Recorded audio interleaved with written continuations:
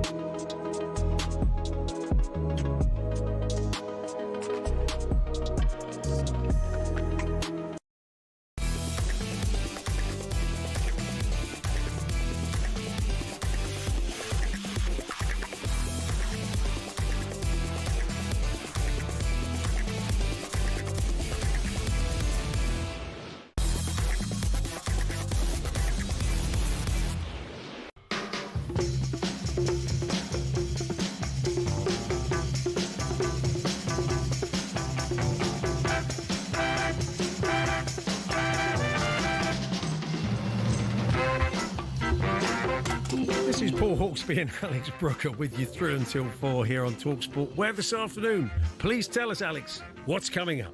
Coming up over the next 3 hours, we're in Newcastle for all the fallout from Barbecue Gate. Heavyweight Moses Atoma joins us as we count down to his big fight with Dillian White on Saturday week. And we'll have an extended transfer chat as the window hots up. Yeah, it looks like it's definitely going to. We're also into the world of obviously faked football kits. We'll talk Rugby League and Everton with Wigan and England scrum half Harry Smith. And we'll cross to South Korea to discover if Spurs face losing a lucrative fan base. There's all this, plus we'll discuss the only sport that stops for a chicken wrap and a can of Stella. Fantastic. And Jeff Peters joins us to discuss the return of the Championship and to bring us a T10 birthday spread. Absolutely right. It is 4 minutes past 1. Good afternoon, everyone. Good afternoon, Alex. Good to see you again. Paul. Lovely to be back. Now, you spent yesterday evening after the show watching your team in action. Arsenal had a pre-season friendly against Villarreal at the Emirates. It was a sellout, wasn't it? It was a sellout. It was a full house to see Vitsi Gyökeres make his home debut. Yeah. But, he played an hour. He played. Well, the papers were making a lot of the fact that he wore 14 and he got 14 touches. yeah, he did very, very on brand. But it's quite interesting to see us all of a sudden trying to get the ball forward. You can see that they've obviously realised they've bought in the strikers, and now they're trying to get the ball forward, get into him a little bit more. He had a couple of chances, one good save from the keeper. But yeah, it was just obviously they lost the game 3-2, defended pretty badly for all the goals, and then you have a penalty shootout at the end. Which Was that was always planned? I assume there wasn't just Arteta called for it for a bit of redemption. He's got best of 3 for the fans, but I did feel sorry because it looked like obviously with these pre-season games, it's a chance for fans that don't normally get tickets, I think, to get in there and watch, and they got their money's worth. They got to see us lose twice over. Well, they saw 5 goals, didn't they? Yeah, they did. And then they saw Nicholas Pepe coming back to score. Yeah, but apparently he didn't celebrate. No, he did. I mean, it's a friendly, mate. It's a friendly. I can't imagine the crowd would have turned on him if he had. What sort of reception? I mean, how's he viewed at Arsenal then? Because it didn't work massively well, did it? I think he's viewed as essentially a failure because they paid a lot of money for him. But also, I think a lot of us go, well, I mean, it wasn't his choice to go for them to pay 70-odd mil for him. And still, when you look back at the money that's being paid, got to bear in mind, it was a few years ago. I mean, we look at the money that's being paid out for players now. Yeah. 72 mil's a lot. Yeah, no, it is I mean, a lot, at the moment, you think about Eze's release clause and they're umming and ahhing. Apparently, if you believe what you're reading over that, and that's 68. So, 72 mil for Nicholas Pepe. So what were they? So I mean, you know what football fans are like. Oh, he hasn't scored. It's going to be weighing on his mind. Can we get our money back and all that nonsense? But are there any red flags? From what you saw last night, I think that worries you a bit. I think there's. I mean, obviously, some of the defending was pretty poor, especially when Villarreal broke. I think that Martinelli on the left. I mean, he got an assist. It was his corner that Norgard scored from. But ultimately, again, I think it feels with Martinelli that he's plateaued. Like a couple of years ago, he's really, tearing it up, and now he's just. You kind of know what you're going to get from him. He doesn't really beat anyone a lot. You're not the first Arsenal fan I've heard say that they feel that he's kind of slightly diminished. But it's weird. He's kind of almost become, if you social media, it's kind of been a lightning rod for the fans' early frustrations, and I think that's a bit unfair on him. But I mean, the most exciting thing again, as soon as he came on, Max Dowman. Honestly, Paul, he's genuinely. It's one of those things where. You can get carried away with your own team and go, oh my gosh, this lad we've got's the best that I've seen. But honestly, every time he gets a ball, and the thing is, the players are looking for him already. He's 15. Odegaard's looking for him straight away. Yeah. And every time he does something with it, makes something happen. He won a penalty again. I saw a piece in the paper with Charlie Patino, who's at Deportivo now, but he was talking, he was the sort of Max Dowman a few years back. And he kind of wrote about that. I mean, look, there are no guarantees, are there? You can see a player at that age and there's a buzz about them, but you never quite know. You hope for the best. You do. I think also, as fans, when you see a homegrown player come through, a young player, there's always a bit more excitement. And we've been blessed at Arsenal over the last few years. Even last season with Miles Lewis-Skelly emerging and even Ranieri. And before that, you've got Saka in there. So we've had a good time of it. And there's a lot of excitement about Max Dowman. He makes things happen. Yeah, absolutely. So we're going to be talking about the transfer window a little bit later on. Somebody or a team that suddenly are going to have to find themselves getting into the window, although they've probably been doing the work already because they must have known what the situation was, are Tottenham, because as you've been hearing, James Maddison he's probably going to miss the season, even if he gets back for the last month, 6 weeks. He's going to have to find his rhythm, and he found that tough enough after an injury last season and the season before. So he's probably done for the season, which is awful from his point of view. It's a massive blow. And we were saying before, weren't we, that it feels he's been so unlucky with injuries. Yeah. And that those early days under Ange Postecoglou a couple of years ago, just how well he played that kind of first 10 games or so. Then got injured against Chelsea, missed 3 months, never quite found the rhythm again. Last season, had a couple of injuries, a bit stop-start, the knee injury at the end, another injury that kept him out for a month, 6 weeks. Yeah, just desperately unlucky, isn't it? So they are going to be in the market. One, it was quite interesting. I was just hearing there's a story coming out of Argentina saying that Tottenham are trying to sign a Como player, Nico Paz. He's an Argentinian international. He's a central midfielder. And apparently they've offered 40 million euros. But Como value the player apparently at 70 million euros. Yeah. And I thought, who's the Como manager? Oh, yeah, Cesc Fabregas. I think if Arsenal were trying to sign him or Chelsea, he might be 40 million euros. It's what they call the Tottenham tariff. Yeah, you'll see him go to Newcastle for 35 mil. Just to spite Spurs. So anyway, we're going to be having a deeper dive into the transfer window a little bit later on. Will Pugh from The Sun, who puts together their fine YouTube show on transfers, is going to join us, and we'll cover a lot of ground, and we'll get some of your thoughts on the business you think you need to do for your team before the window closes as we chat to Will in the final half hour of the show. Now, a bit of news today. This is involving fake kits. We still do see a lot of them around. Some of them are very, very good, and you really can't tell the difference till you get up close. The thing you've got to be aware of with a lot of them, though, sizing. The sizing. I think I was gifted one from one of these from the Far East. Yeah, a 2002 Arsenal Gold away. Yeah, and I just got my regular size. Got a large, and it was like a boob tube on me. It just didn't. Order a size up. Well, don't order them at all because they're fake, and you shouldn't be doing that. But I mean, that's what they. I guess order a size up. Yeah. But 7 people have been arrested. A £5 million haul of fake footy kits was seized, and some are very good. I mean, they are. It's not great from the club's point of view because they're not seeing any of the profit. When I worked at Chelsea years ago, one of our guys, Chris Manson, went over to the Far East. And I wouldn't say it was quite undercover, but I think there was a move then, even by the Premier League in the late sort of mid to late 90s, to stop this counterfeiting. But I think he was in Malaysia, it might have been, and he went to a market, and there was a guy, and he had basically rolls of material, and he'd knock you up a custom-made, made-to-measure football shirt. Wow! And they thought this will be sort of moody cloth.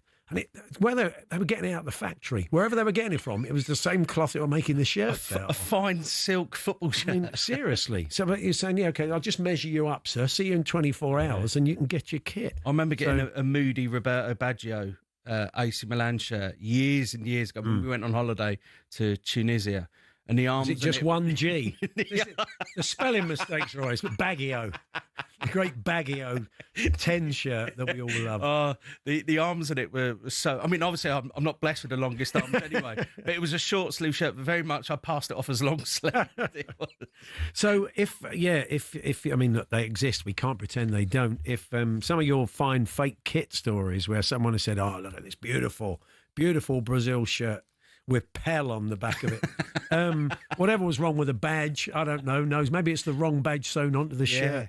But let's have a few fake kit war stories today. talksport.com/H&J text. Not that we condone it, of course. Talksport.com, text 1889. Tweet to TSH&J 03717 223344. We're going to kick off today, heading up to Newcastle. Newcastle Chronicles chief Newcastle writer Lee Ryder will be joining us. Yeah, barbecue gate. I don't know if it's the gate yet, but they all had a barbecue yesterday.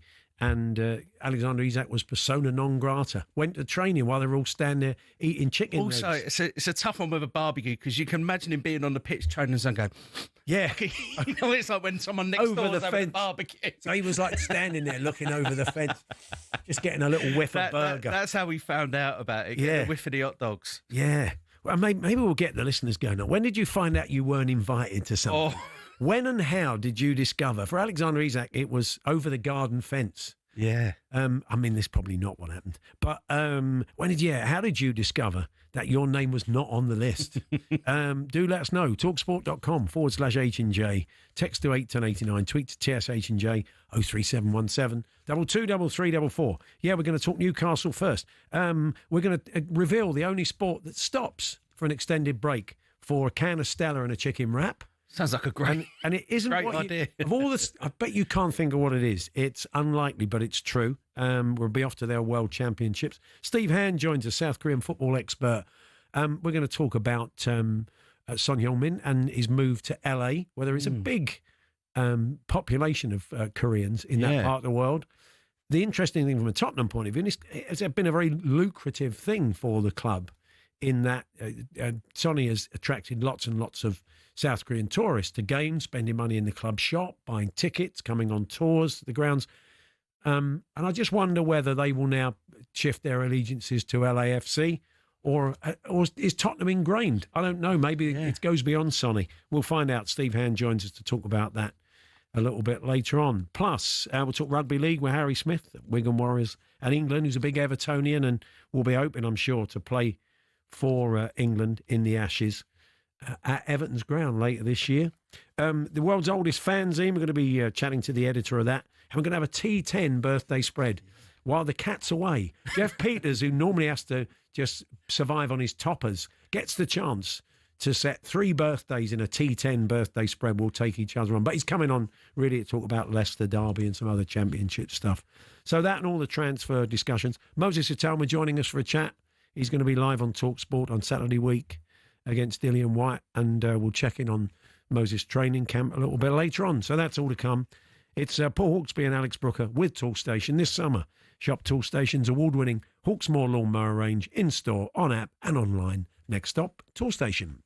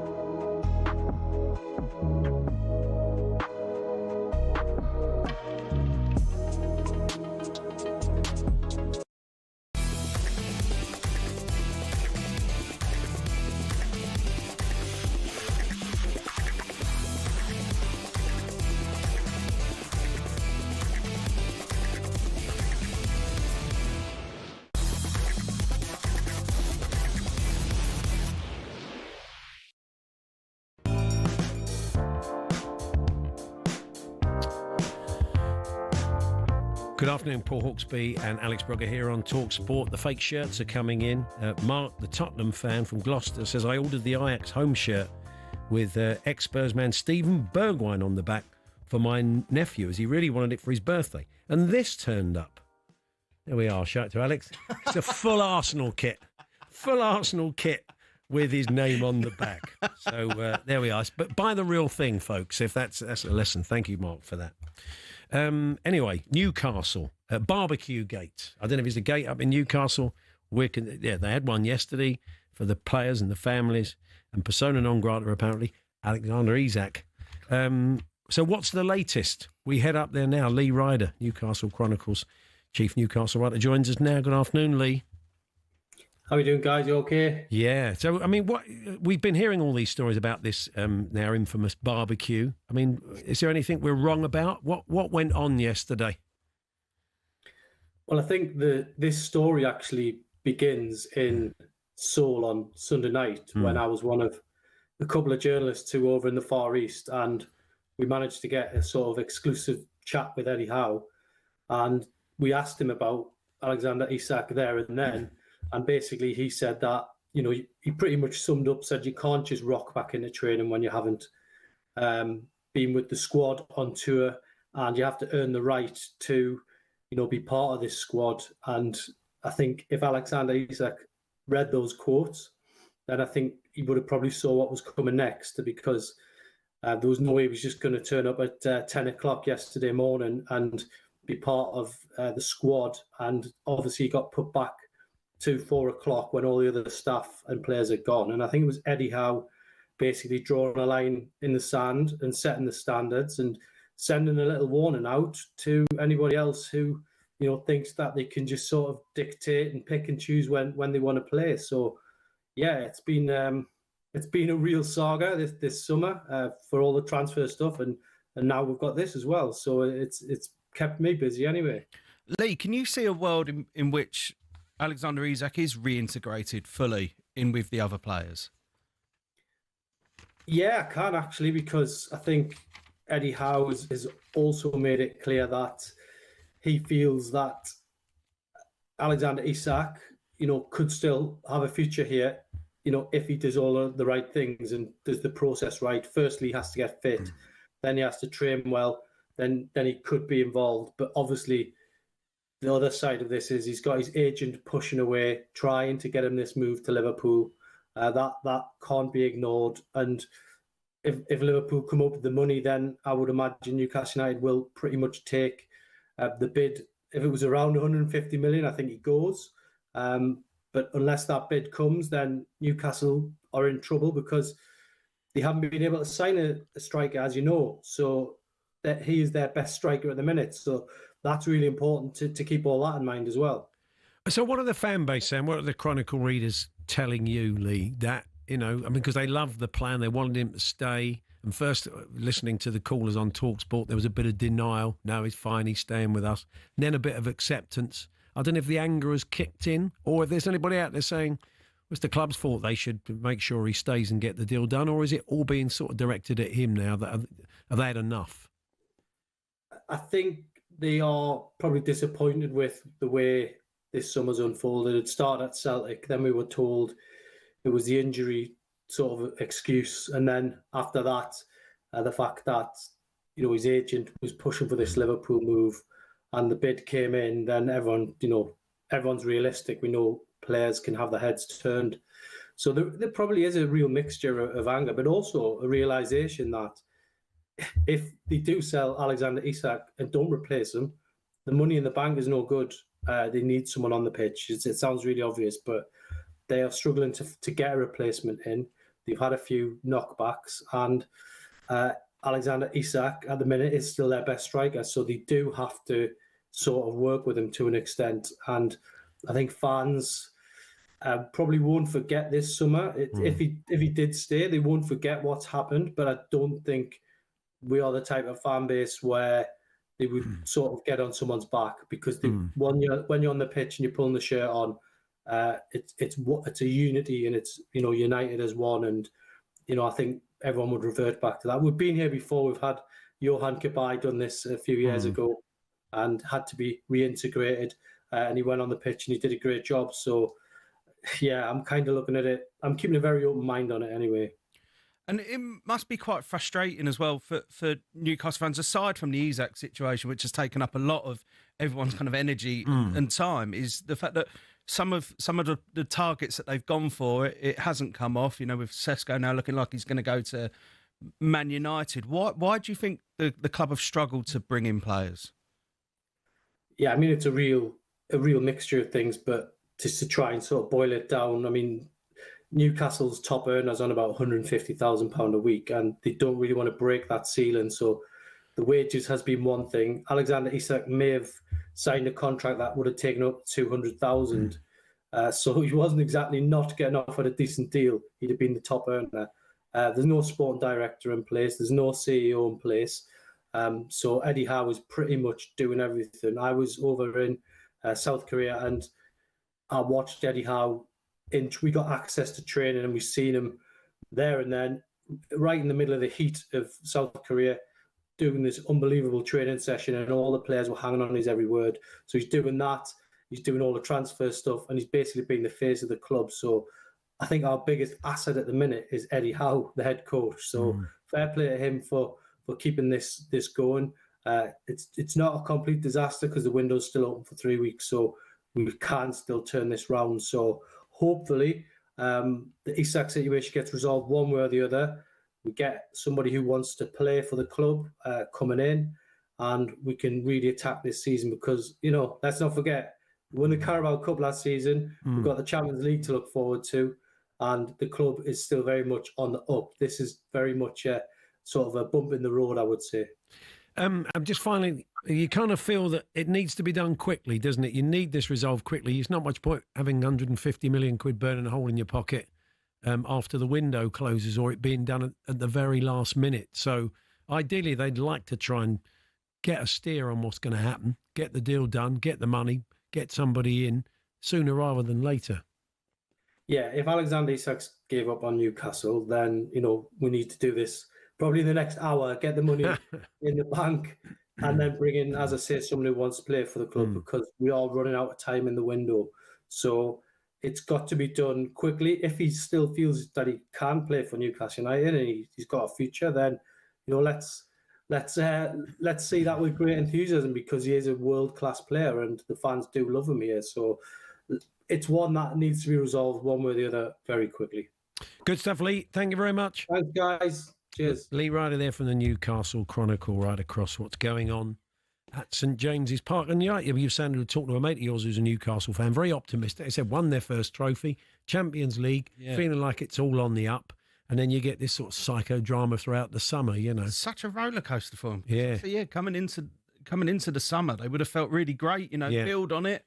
You know, they're in the Champions League again, attract a higher calibre of player into the club, and all of a sudden, it's just all about this kind of one player in Isak, who admittedly is, you know, an incredible footballer. Yeah. But I'm sure it can't go on much longer. I wonder with Newcastle whether if they do get a replacement lined up, how much they'll hold out for the full, you know, if it is 150 million or whether they'll kind of go, you know, if Liverpool offer 135, 130, whether they'll just go, do you know what? Let's just get it done to get this over and done with now. I think in light of everything that's gone on, they're definitely going to want top dollar. They're going to work hard to do it. But as Lee just said, a lot of it's on Eddie Howe, no director of football, no CEO at the moment. It's difficult. It's a difficult setup. And I know a lot of Newcastle fans, because they've been in touch, that they blame the hierarchy. They blame the fact that there's this power vacuum and nothing seems to be getting done. So anyway, your thoughts, Newcastle fans, as always, talksport.com, text 81089, tweet TSH and J. Yes, we will reveal the only sport that has an extended break for can of Stella and a chicken wrap in a few moments' time.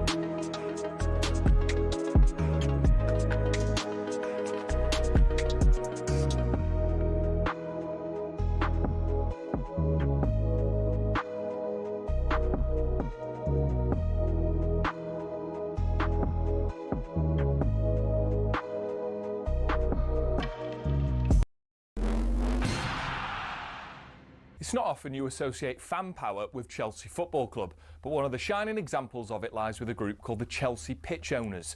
And they've proved to be the thorn in the side of owners past and present who've been dead set on moving stadiums to a larger, more lucrative piece of land. Essentially, the supporters group holds the freehold to the land on which Stamford Bridge sits. Former owner Ken Bates set it up at a time where some unruly property developers tried to evict the club from their ground. In order to prevent this, he established the CPO as a company that owned the pitch and offered the fans the chance to buy a share for £100.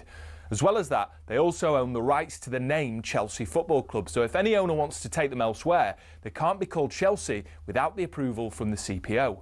Now, in 2011, Roman Abramovich tried and failed to move them away from Stamford Bridge, and this has set a precedent for Todd Bowley and the current power brokers at Chelsea. They know any plan which involves moving from Stamford Bridge will require CPO approval from the now 13,000 fans who own it. There are fans who are concerned that if they stay at the bridge, they'll be left behind their domestic and European rivals who are moving to more commercially successful stadiums. But for the heritage and history lovers, Stamford Bridge is one of the iconic English stadiums, and to move away would be a grave mistake. It might not be as flashy as others, but stadiums like it have something about them that cannot be replaced.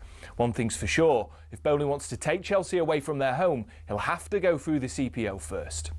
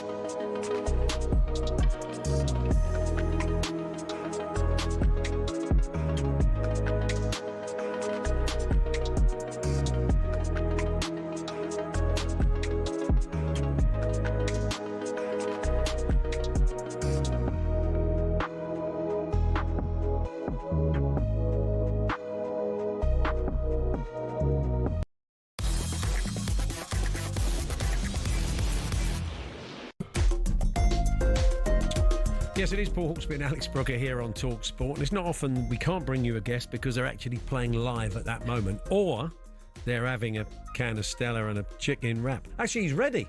Is he? Good, we can bring you the guest. 1 minute we didn't think we could, but we can. So we enter a world that we don't often enter. No. And, you know, we've got a lot of football chat today, rugby league, all manner of other stuff. But let's talk a bit of croquet, shall we? Have you played the game? Have you ever played the game? No, you've never had the pleasure. I went away with some friends, wife and some friends a little while ago, and was staying in this place, and they had a little set that you could get out.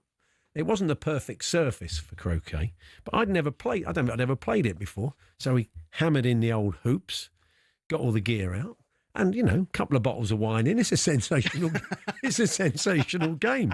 Was the wine essential to the? Well, I don't know. I mean, considering now I've been reading today about the team championships that, as we said, that one of the games was delayed while the Norway and Swiss sides had some barbecue chicken wraps and a can of Stella.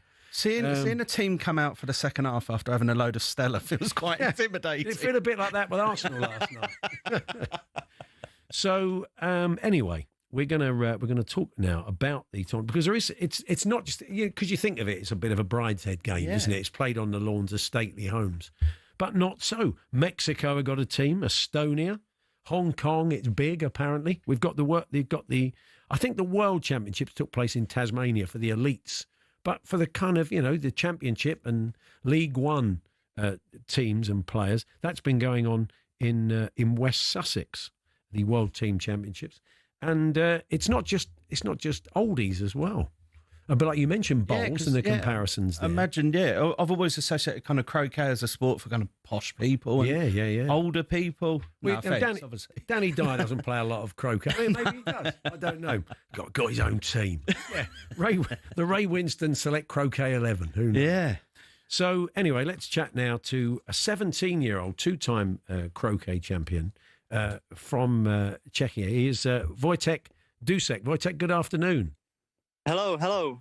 Good to talk to you. So when and how did, as a young boy, as 17, still a young man, did you start playing croquet in Prague? Yeah, I started playing in Prague with my trainer. He is actually my math teacher from a school. Right. And he showed me how to play it. And yeah, I'm playing it for 5 years now. What other sports had you played before? Were you into other sports before you started playing? Yeah, I was doing athletics before, and now I'm also doing rowing. Oh, wow. Okay, quite different. Yeah, Can't it's see really the eclectic. immediate crossover. Mix. But how did... Water croquet. It's not an easy game to play. No, you don't want to be drinking while doing that one either. No, definitely. But how did you, how did your friends and family react? Because obviously croquet wouldn't seem like a sport I could imagine lots of people do. So how did they react when you told them, do you know what, I've taken up this new sport, croquet, and I love it? Yeah, they started watching me playing it, and they enjoyed it. So actually, some of them started to play it as well. So yeah, they are happy to play it, and they are supporting me a lot. You have to travel to the Austrian border, which isn't a ridiculous distance, but still, to find a very good surface, I understand, Wojtek, you do have to travel a little bit.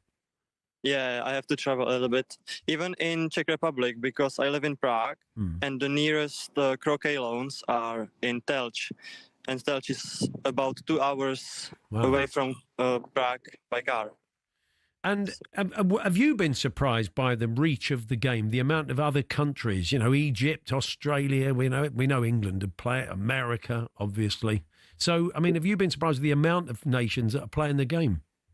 Yeah, it's exciting to see this much countries participating in these large tournaments. It's very, very nice to see everyone playing here. Yeah. And what is it you kind of, have you got goals that you want to achieve going forward in your croquet career?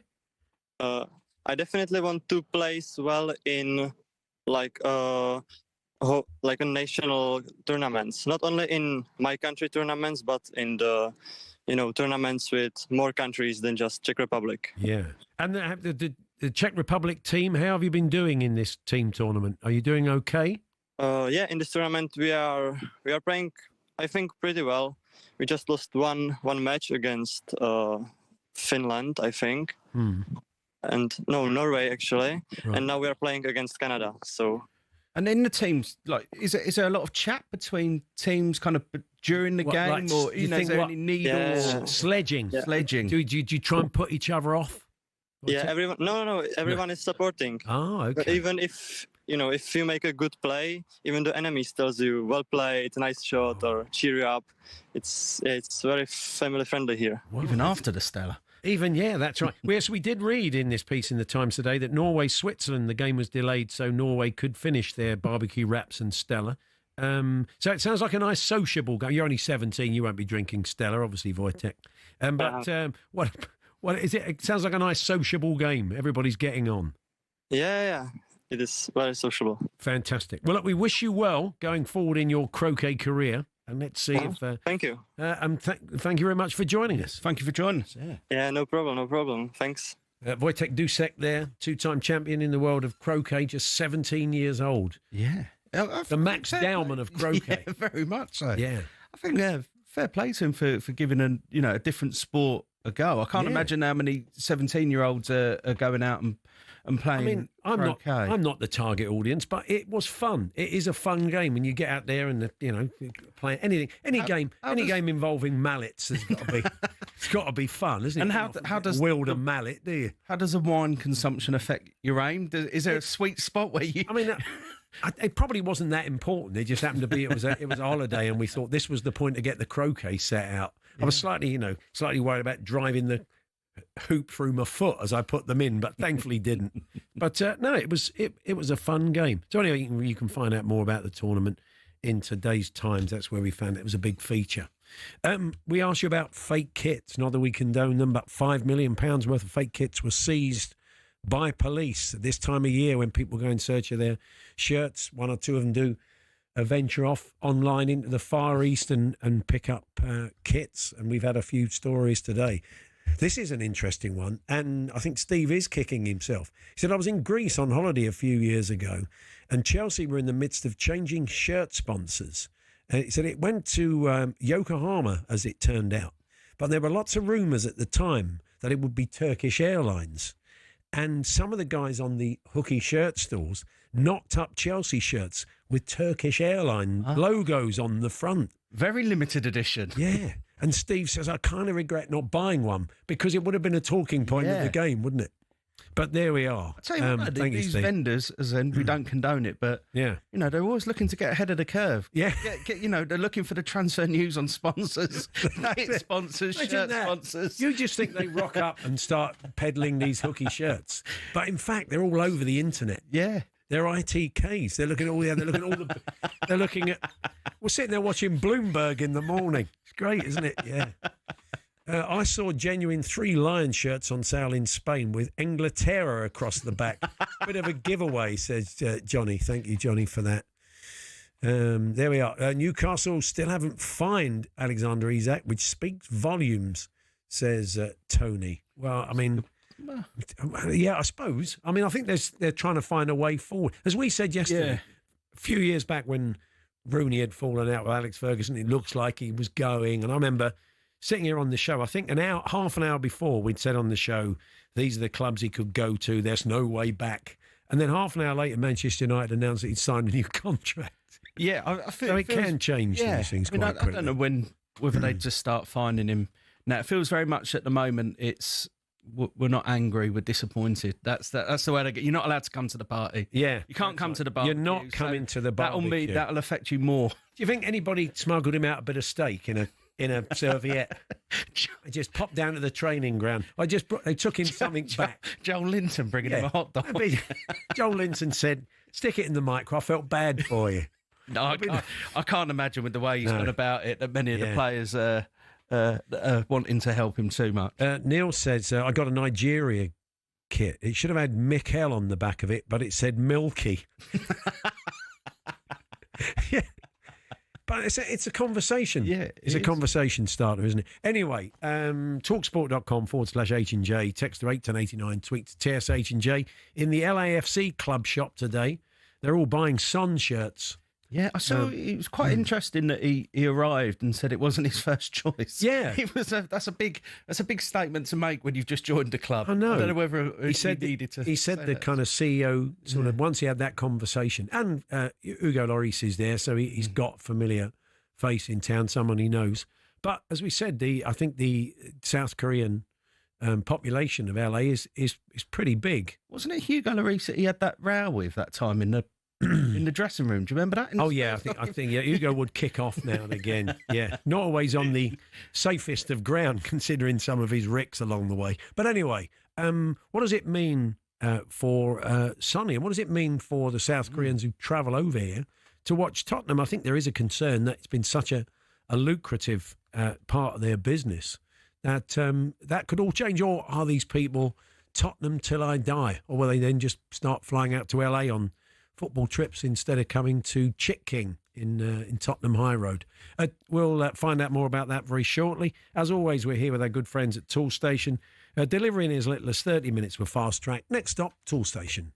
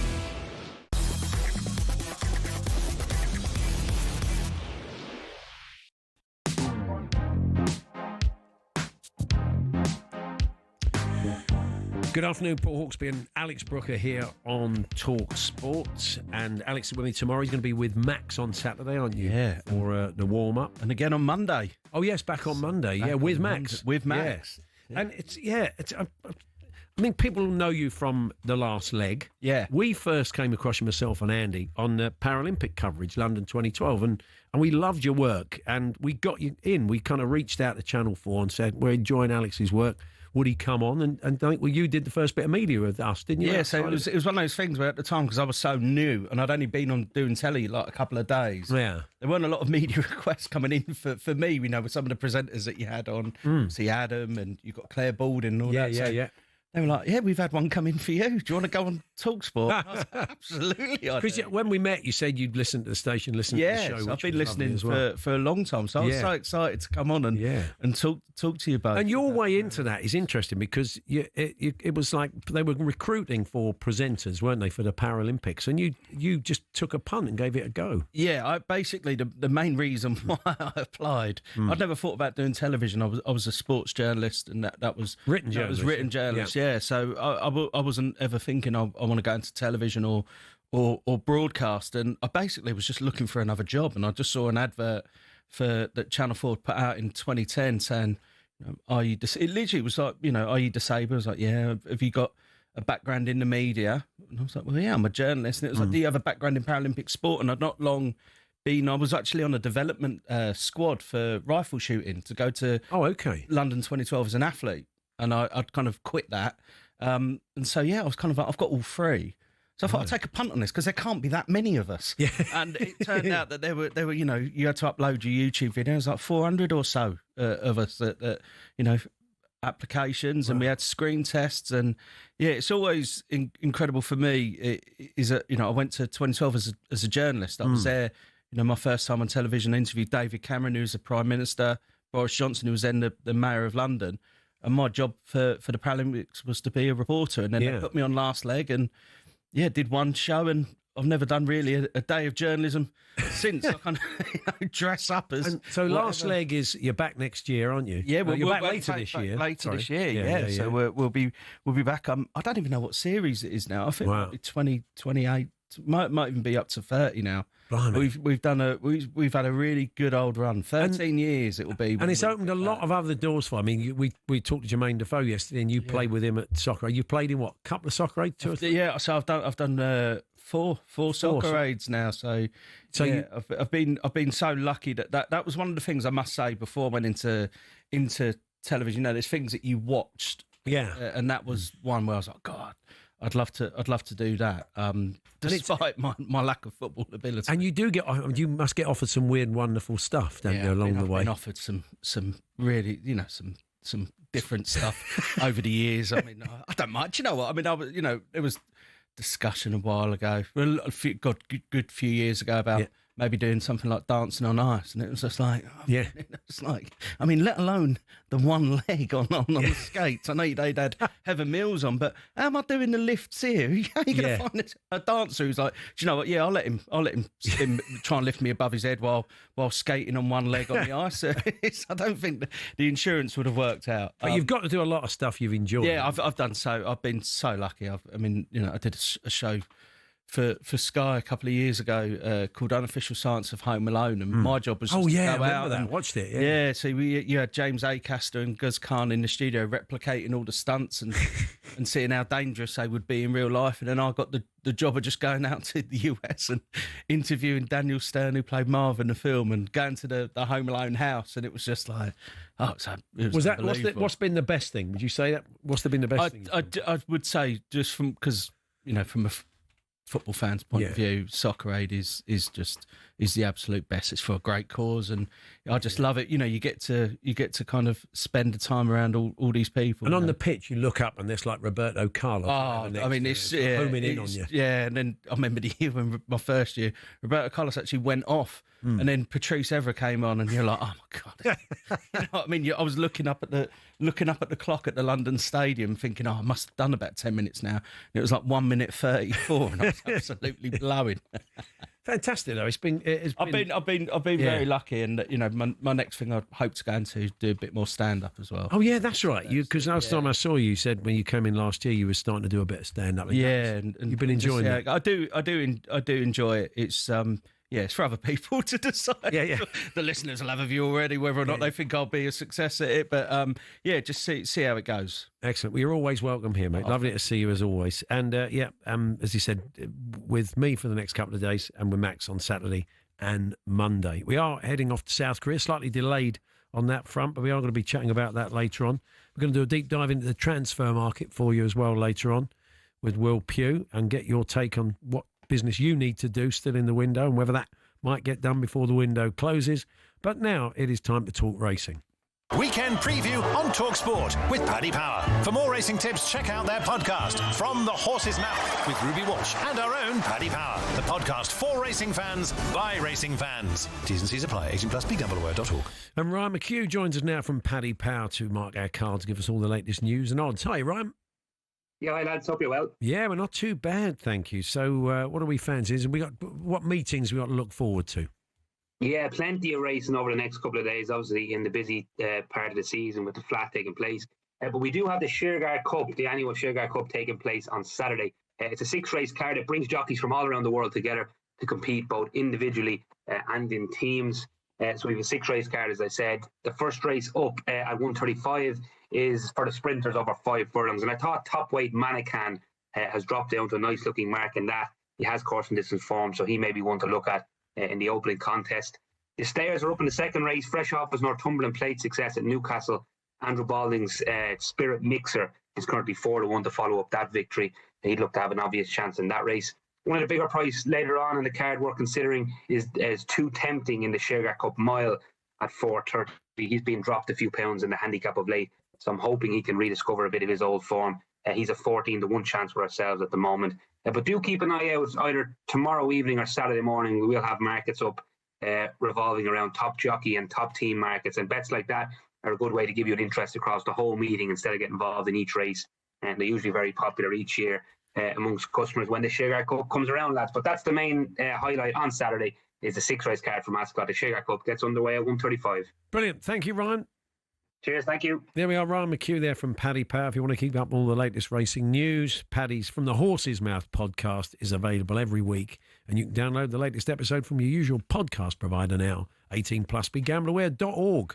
Weekend preview on talkSPORT with Paddy Power. For more racing tips, check out their podcast, From the Horse's Mouth, with Ruby Walsh and our own Paddy Power. The podcast for racing fans, by racing fans. T's and C's apply. 18+, begambleaware.org. Plenty going on in the world of boxing at the moment. We're going to be chatting to Frank Smith from Matchroom a little bit later on, talking Ben Eubank. And if you're not aware of his personal relationship in the opposite camp, we'll tell you more about that later on. Very interesting sidebar to the rematch in November. Staying with boxing, Moses Talma's been joining. He's going to be joining us later on from camp ahead of his fight Saturday week against Dillian White, which is live on talkSPORT. And you were watching. Yeah, I was watching his some of knockout. Moses' fights. Honestly, he can do it quite quickly, can't you? He goes about his business and he gets it done, and it was really something so entertaining to watch. Yes, it should be a fascinating fight. Certainly coming up against a very durable fighter like Dillian. And we'll hear from Dillian's trainer as well, and chat to Moses later on in the show. A T10 birthday spread in amongst some chat around the start of the EFL. We'll salute the world's oldest football fanzine, and we'll talk about a rugby league with Harry Smith of Wigan and England, and Everton. He's a big Everton fan, and we'll hope to play there in the Ashes for England later this year. That's all to come. It's Paul Hawksbee and Alex Brooker here on talkSPORT.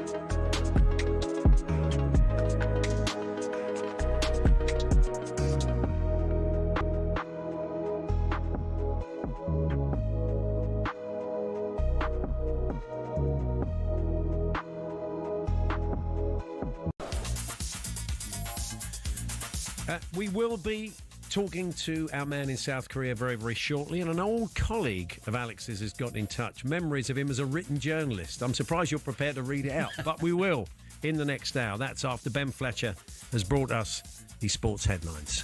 talkSPORT Sports Update, powered by the Nissan Van Range. Commercial vehicles built around your business. Search Nissan Vans or head to your local Nissan Van Centre. A very good afternoon. The news Spurs were dreading. James Maddison will be out for most of the season as he'll need to undergo knee surgery in the coming days. The midfielder ruptured his ACL, having come on as a sub during Tottenham's pre-season friendly against Newcastle. He only lasted 9 minutes before he was taken off on a stretcher. It's the same knee that saw him miss last season's Europa League final. And talkSPORT's chief football correspondent Alex Crook says it's a big worry. When you look at Spurs' business now with this injury to Maddison, obviously they've got Mohamed Kudus, who's come through the door, João Paulinho coming back on loan from Bayern Munich, but the squad still looks a little bit light, doesn't it, for me? Liverpool are in the market for another attacking player this summer after it was confirmed Darwin Núñez is moving to Al Hilal. The Saudi side have agreed a £46.4 million fee plus add-ons. talkSPORT's Scott Minto is disappointed it didn't quite happen for Núñez over here. I would like to have gone to stayed in the Premier League, to be honest with you, because I enjoy watching him play. Whether you think he's prolific or not, there's always something happening with him, whether it's good or bad. Meanwhile, Chelsea have opened initial talks with Manchester United with a view to signing Alejandro Garnacho. talkSPORT understands they're prepared to pay around £30 million, but a loan deal with an obligation to buy hasn't been ruled out. This, as Enzo Maresca reveals, the newly injured Levi Colwill is now a serious doubt to start the new season. He's also asking fans not to put too much pressure on 18-year-old Estevão Willian, who Maresca says needs time to adapt. And confirmation from West Ham, the out-of-contract Michail Antonio will leave the club this summer. 10 years and 323 games later, the 35-year-old departs the London Stadium as the Hammers' leading Premier League goal scorer. For up-to-the-minute transfer news, check out the live blog. That's at talksport.com. talkSPORT News. Interest rates have fallen for the fifth time in a year, and for the first time, a number of migrants have been intercepted and detained as they tried to cross the English Channel. More from Emma at past. talkSPORT weather with QuickFit. With our wide range of services on offer, including tyres, MOTs, servicing and brakes, you can drive away happy every time. A mixed picture this afternoon with sunshine and showers, breezy in the north.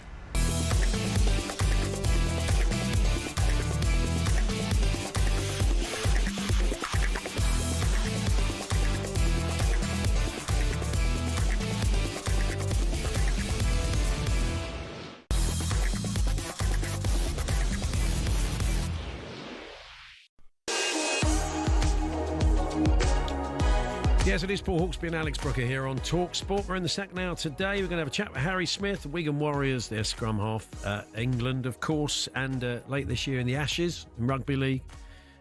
England will play at Everton, their new ground, and Harry's big Evertonian, so I'm sure he's very excited about that prospect. So we'll talk about it. We've got Rugby League 4 tonight, Lee Leopards versus Lee Rhinos, 8 o'clock. Over on talkSPORT 2. So we'll have a chat with Harry later on. Frank Smith from the world of boxing looks ahead to Ben Eubank Jr. 2, and we think the world's oldest fanzine, still in print issue, Fly Me to the Moon, the Borough fanzine. We're going to be chatting to Rob Nichols, who's the editor. It's great that they're still at a time when football clubs aren't actually bringing out programmes anymore. They're not. That fanzines are still coming out in print. I think there's something still great about it. You see people, with Arsenal, we have the Goonie, you still have people selling it outside, and I think there's something, in the world of everything's on your phone. Does the Goonie still exist? Is that still a print? People selling it, yeah. Oh, that's good. Well, that's really good to hear. Yeah, it's good. I think it's nice just to see that tradition of picking up your fanzine. Yeah. That's right, exactly. So one of your old colleagues has been in touch. I don't know if it's a colleague or somebody said, can you ask Alex if he ever misses the press association, his time in Howden and going to Featherstone's for pie and peas on a Friday? Right. So yeah, Howden. I worked for the press association, and in a place called Howden in East Yorkshire. Wrote my car off twice in East Yorkshire. Once going to cover Hull Sheffield United in the FA Cup. Someone went into the side of me.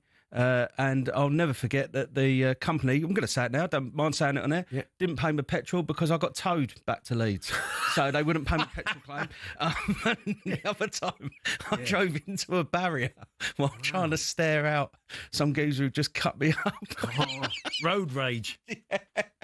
I couldn't do the hand signal, so I just did the stare and just ended up driving straight. Didn't you had a slushy addiction? Yeah, so I used to. There was a sweet shop in the local village, and it was called Candy Andy's, and I used to go Candy Andy's. I mean, you got to play the way you face. Well done. That's very good. And I used to go there, and you could get a pint of slush. So on like team news down on Thursday, be getting all the team news for all the lower league teams, and I'd go in there and get a pint of slush, but sugar crash by about 3 o'clock. So the bosses weren't too happy. They had to calm me down. So it was all. Some of the names were getting a bit sketchy by the end of it. As you can tell, I was a professional journalist. Yeah, it sounds like a few. There are. Everybody's got stories like that from their time at work. So we're asking about fake kits. We don't condone it, but the police have arrested 7 people. £5 million haul of fake football kits were seized. And some of them, because they are very, very good replicas, but some of them aren't. Let's be honest. Some of them are quite terrible. And you've been telling us a few of your stories about that today. So keep those coming in. talksport.com. Text to 81089. Tweet to TSH in jail. I think this back of the shirt saying Milky instead of Mikel is an absolute beauty so far. This is another one from Riddler. He says, bought my son a Neymar Brazil kit. The top was fine, but the socks and the shorts had the Brazil spelt wrong. That's not great, is it? Dear me. Anyway, we're going to talk Sonny now. Son Heung-min has moved to LAFC from Spurs after 10 glorious years. And Tottenham have a strong South Korean fan base that come to games, spend money in the ground, spend lots of money in the club shops. It has been a very lucrative part of their marketing. They've brought in young Yang, who has just gone on loan to Portsmouth. Not quite ready, really. He was at QPR last year, but is training on. So it does strike me. I just wonder if this, in the nicest possible way, the circus leaves town now, that they go with Sonny to his new club, or are Tottenham ingrained in South Korean football? That's real loyalty to follow a player all the way up. Well, I mean, he is. I mean, if you look at all the reports of last week's games, I mean, he's like a rock star. People follow him around everywhere. I saw the people at the airport in LA that were just like, he's just huge, isn't he? Let's ask Steve Han, who follows football in South Korea. Hi, Steve. Hello, friends. How's it going? Good, thank you, Steve. Yeah, so I think it's a question that a lot of Tottenham fans, a lot of football fans are asking. Did they watch Spurs and come to these trips just to see Sonny? Or is there a kind of core of Tottenham fans still in South Korea that will stick with the club even though he's left?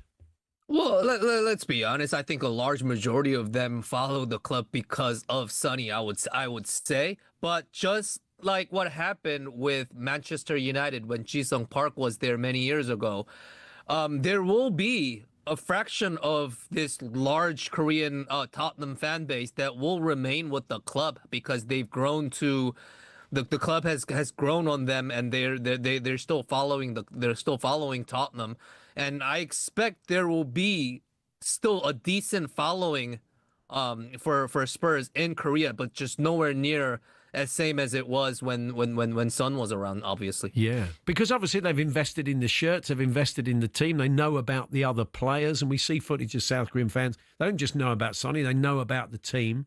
So it's quite hard to leave that all behind, isn't it?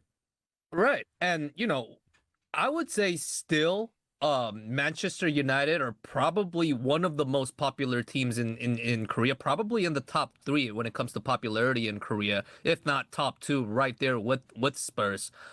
And obviously the main reason for that is because of such a, overwhelming, a huge fan base that Manchester United was able to create when Ji-sung Park was playing for them.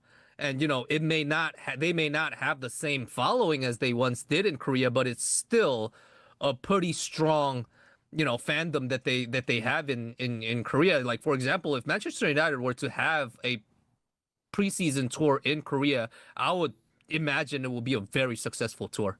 Yeah. So, Steve, can you imagine now obviously, because Son's such a huge star, LAFC are going to get a massive influx of new fans and new popularity out in South Korea. No doubt about that. I was at his introductory press conference in LA yesterday, and there were, because Los Angeles is a city with such a big Korean population. It has the biggest Korean population outside of Seoul. So we had fans just hanging out across around the stadiums, just standing there to see if they could at least get a glimpse of him. And it's only gonna get bigger this following, considering the Korean population in LA and the people that'll be traveling here to watch Son play. Because I feel like MLS, for the most part, they make players more accessible to the media a lot more than the Premier League. So it might be even more accessible for the Korean media to approach Son now that he's playing in the US. So yeah, we'll kind of see where this goes, because it's a new territory for the Korean football fans and the media, because they haven't had a high profile player like him play in MLS before. So we'll kind of see how all this unfolds. Sonny admitted that LAFC wasn't his first choice. He didn't say what his first choice was. I mean, do we have any inkling of the other clubs that were in for him?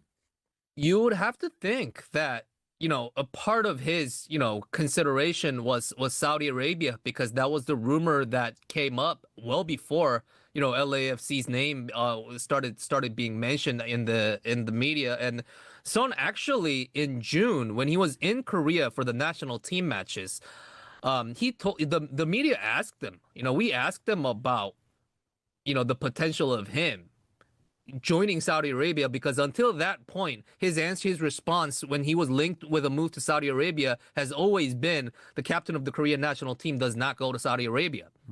But in June, his tone changed a little bit. He said, "Oh, even I'm curious to see what will happen now. So we'll see how things go." That was sort of his response. And then, LAFC's name came up a couple of weeks after that. And then, things just moved forward from there. It works very well for football in the States because the World Cup's coming up. South Korea are going to be there. And that's important. And as you said, the huge population of Koreans in LA all helps, doesn't it? So, I mean, the timing of it feels right. And if there's a documentary about Sonny, which I think is still on Amazon Prime, and he didn't live near the training ground. He didn't live out in Hertfordshire. He lived in Hampstead. And I think he's quite a cosmopolitan, so he likes a big city, and I can see the attraction of LA as a place to live as well. Yeah, and I mean, and when you travel back in time and consider how the decision-making process of David Beckham when he left Real Madrid to play for the LA Galaxy, I think it's probably not to that scale, but I think it's a similar kind of decision. But I mean, there were rumors. I should emphasize, about Son. The reason for his decision to go play in LA has a lot to do with the plans that he has post-playing career. After his playing career, maybe there's a potential with him getting involved in the entertainment business. I mean, K-pop is such a big deal in Korea and beyond, and especially in Los Angeles, it's immensely popular. So, if you are really in business when it comes to the business owners, things like that, in the entertainment business, LA is really where it's at for a lot of the Korean businessmen. And there were rumors kind of linking him to that kind of lifestyle, but he actually emphasized very clearly yesterday that I'm here to play football and nothing else. Is something that he continued to emphasize in the press conference. So yeah, it'll be very interesting to see how he settles here. I do feel like he'll love the weather, he'll love the lifestyle. Sure. So yeah, we'll see how everything goes. And he's had a pre-season at Spurs. We've seen him play a couple of times. Yeah. But he's probably fit and ready to go. Are we expecting to see him make his debut quite soon for LA? Yeah, he did mention that there's still some paperwork to be sorted. I'm assuming it's the visa-related issues that he's gonna have to sort out. But it's just that's in the way for him. Once that gets taken care of, he'll be ready to play. And I feel like LAFC, they're on their next 3 games, from my understanding, are away from home. And I would imagine LAFC preferably would like for him to make his debut at home. And that's on the 31st of this month. So maybe that's a potential date. And from an MLS standpoint, the game before that game in St. Louis, that's against a team, St. Louis FC, with another Korean international striker, Chung Sang-bin. So that could be a very interesting storyline for MLS. You know, two Korean strikers facing each other. So I feel like we might be about 2 weeks away from him, maybe seeing him play in MLS. So once we get closer to the end of this month, I think we'll have a better idea of when he'll be on the pitch. Good to talk to you. Thanks very much, Steve. Thank you. Thank you. Steve Han there, South Korean football expert. When he says K-pop, yeah, and Son moving into that world, do we mean, like, is he going to launch a singing career? Yeah, I was just wondering if he's going to be like a judge on sort of South Korean X Factor, or is he going to manage a band? He's got mates who are in K-pop bands. Yeah, talked about you because he's. Yeah, it's. I mean, let's be honest. He's so popular. Yeah, if he released an album, he'd sell loads. Yeah, he can do what he likes. I mean, if any of the Tottenham boys heard him singing in the shower, maybe they can let us know. Maybe it'll have to be auto-tune within an inch of its life. We'll find out. But I wish him all the best. He's been sensational for us, and as everybody has said, I think he's a good human being, apart from being a great footballer. So wish him well. Yeah, I'll be honest with you, I'm glad I'm not going to see him play against us anymore, because he normally either scores or wins a penalty or does something. He did save a few worldies for you, didn't he? Yeah, he did. That's very true. We're definitely going to miss him. So we're going to talk about Rugby League next. We've got live Super League for you this evening on talkSPORT, and we'll be chatting to Harry Smith in a few moments' time, Wigan Warriors scrum half, and Evertonian will get his thoughts on the Ashes as well later on this year. We're here with our good friends at Toolstation. You can shop Toolstation's award-winning Hawksbee lawnmower range this summer, in-store, on the app and online. Next stop, Toolstation.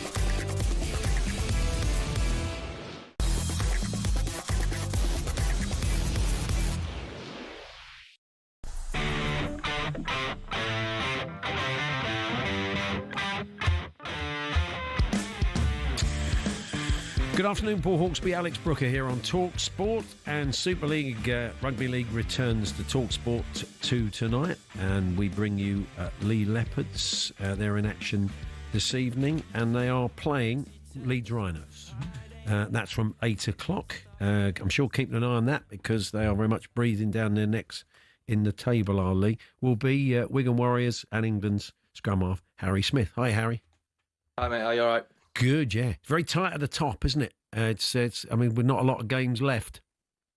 No, it's exciting. You know, it's what the game needs. You know, a few good teams up there challenging for them top spots. So yeah, like you say, Lee are breathing down our necks, and Leeds the same. So it's exciting. I think it'll be a great match tonight. I don't know. I can't really decide who's going to win, but yeah, it's going to be exciting. And you're not far off of Hull KR either, so it's not a lot in it at all. No, yeah, Hull have been great this season. And yeah, we just need to focus on ourselves if we want to try and catch them up. But yeah, it's going to be a difficult challenge, obviously.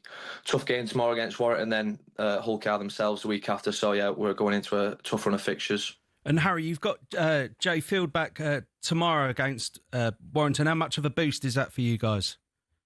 Yeah, Jay's a real key part to the team. You know, it helps the flow of our attack with when Jay's in there. You know, he's a great player, great athlete, but also the flow and the knowledge that he has of the game helps me in my position and the lads around him. So, yeah, happy to have him back after his head knock last week. So hopefully he can have a good one. Yeah, the injuries have been a bit tough. You've had some key players out for a while, and that's not helped, has it? You had a good win last time out, and I watched the game. You had a good game that day, but it's been a bit mixed, hasn't it, the form? Yeah, definitely. You know, it's been hard, like you say, injuries. You can't use them as excuses, but it does affect the flow of the team. You know, changes every week. There's not been many weeks where we've played with the same 13 or 17, so that can have an effect. But like I said, we've just got to have the next man up mentality and put your best foot forward, and hopefully it takes care of the results. And on the England front, exciting times. With the Ashes later this year. They had the skipper in George Williams a few weeks back talking about that, building up to that. And added incentive for you because one of the games is at Everton's new ground and you're a big Evertonian. Yeah, 100%. Yeah, I was lucky enough to go to one of the trial games and did a bit of media stuff about 2 or 3 weeks ago. And yeah, it's an amazing stadium, so that's a definite added incentive, like you say, to hopefully play in game one, but definitely in game two, they can get their, family from Widnes, so it's not a far journey for them to get down there and have main numbers there, hopefully. Yeah. What impressed you most about the new place, going in there for one of the test events? I don't know. I feel like I think they've been using like the term the bowl, haven't they? Like how the fans still feel like they're on top of you, like Goodison. So you could sort of feel that from pitch side. The fans, even though it's a lot bigger stadium than what Goodison was, you could still feel that atmosphere. Like you could have that atmosphere when it's full, and the fans will still be on top of the players. And there's a lot of good feeling around Everton at the moment, isn't there? With the new stadium, and David Moyes seems to have kind of made them a bit more solid. Been linked with Jack Grealish now. Like, how excited are you for the new season for him? Yeah, 100%. Like you say, David Moyes brought that bit of stability, and there's been a good few signs this year that excite me. With that Dewsbury Hall, was it 2 days ago? And if we're getting linked with the types of players like Grealish, it's only a positive. And with the new owners, apparently they've got a bit of money, and with this stadium, it might allow us to spend a bit more and try and rebuild. So anything can be a positive on the last few seasons. Being bottom half of the table near that relegation zone, anything's a positive this year. I think if we can push our way up to the top half of the table, it'll be a good one. And playing Thursdays and Fridays on the telly a fair bit. I would imagine you get a chance to get to games as well. Yeah, I try my best. Last year probably struggled, with it being the last season. The year before I managed to go a few times. But yeah, definitely get it on the telly when they're on, and listen to it on the radio, etc. When I can, like you say, it helps with us Thursday, Friday games. We have a bit of time on the weekend. Are there any more get-togethers with Sean Wayne still to come ahead of the Ashes? We've been talking to some of the boys who went along, so they were interesting. So is there another one planned? We did get an email out, I think it was a week ago, that they are planning one more. I think the meetings are really good, getting the lads together. Bit of that bond off the field, can only help on the field, and understanding of the standards that Wayne wants from us and that he wants to set of how we want to play against Australia. And if you can show that in the week-to-week games, playing for your club and try and be the best player in your team, it can only help and show Wayne what you're about. And there is competition for your place, of course. You're the man in charge of the shirt at the moment, but there's competition for your place. And is that feeding in, do you think, to the way people are playing during the season? They want to be part of it. They want to be starting against the Aussies in the Ashes. Oh yeah, 100%. It's the pinnacle of the game for me, really, to try and play against Australia. Obviously known as the best team in the world at the minute. So yeah, you want to have your bit of that and go up against the best and show what you can do. So yeah, there's many talented players in my position and a lot of positions across the whole of Super League and the lads who are playing in the NRL who represent England as well. So it's exciting for us to show what we can do and then hopefully play alongside these great players and go after it. Nice one, Harry. Well, all the best and good luck for the rest of the season and enjoy the new place at Everton, and we'll see you in the Ashes. Thanks very much. Cheers, mate. Thank you. There we are. There's Harry Smith there, Wigan Warriors, an England scrum half. And Adam Hills, who you worked with on the last leg, is he the president? Yeah, he's the president of the RFL. Yeah. So I'm sure he'll hopefully get some tickets for me and Josh for the Ashes. And because you live up in Huddersfield, we've got the Giants. So and I played a bit. Adam got me into the physical disability rugby league because he played years for ago. Warrington. He played for Warrington. Yeah. He used to. We'd see him in the studio on a Friday. Yeah, he just get absolutely battered. Really? I mean, for somebody with who's already got one foot. I remember when he broke the remaining foot. Oh no! So he was in like this big cast and he had like crutches. And I suppose on our show, it's the one where probably actually getting something else wrong with you probably plays into the editorial for it. But he was. I mean, he's coming. He had like black eyes and stuff like that, and it was just but I think he's kind of moved away from he loves his rugby league, but he's playing a lot of tennis. A lot of tennis now. You don't get as beaten up. No, not as beaten up. No. We're going to talk boxing next. Ben Eubank 2 was announced, of course, yesterday. We'll be chatting to Frank Smith from Matchroom, who has an interesting family dynamic around the fight. We'll talk about that and some of the other matters around it. And we salute, we think, one of the world's, if not the world's oldest fanzine. We'll find out in the next half hour.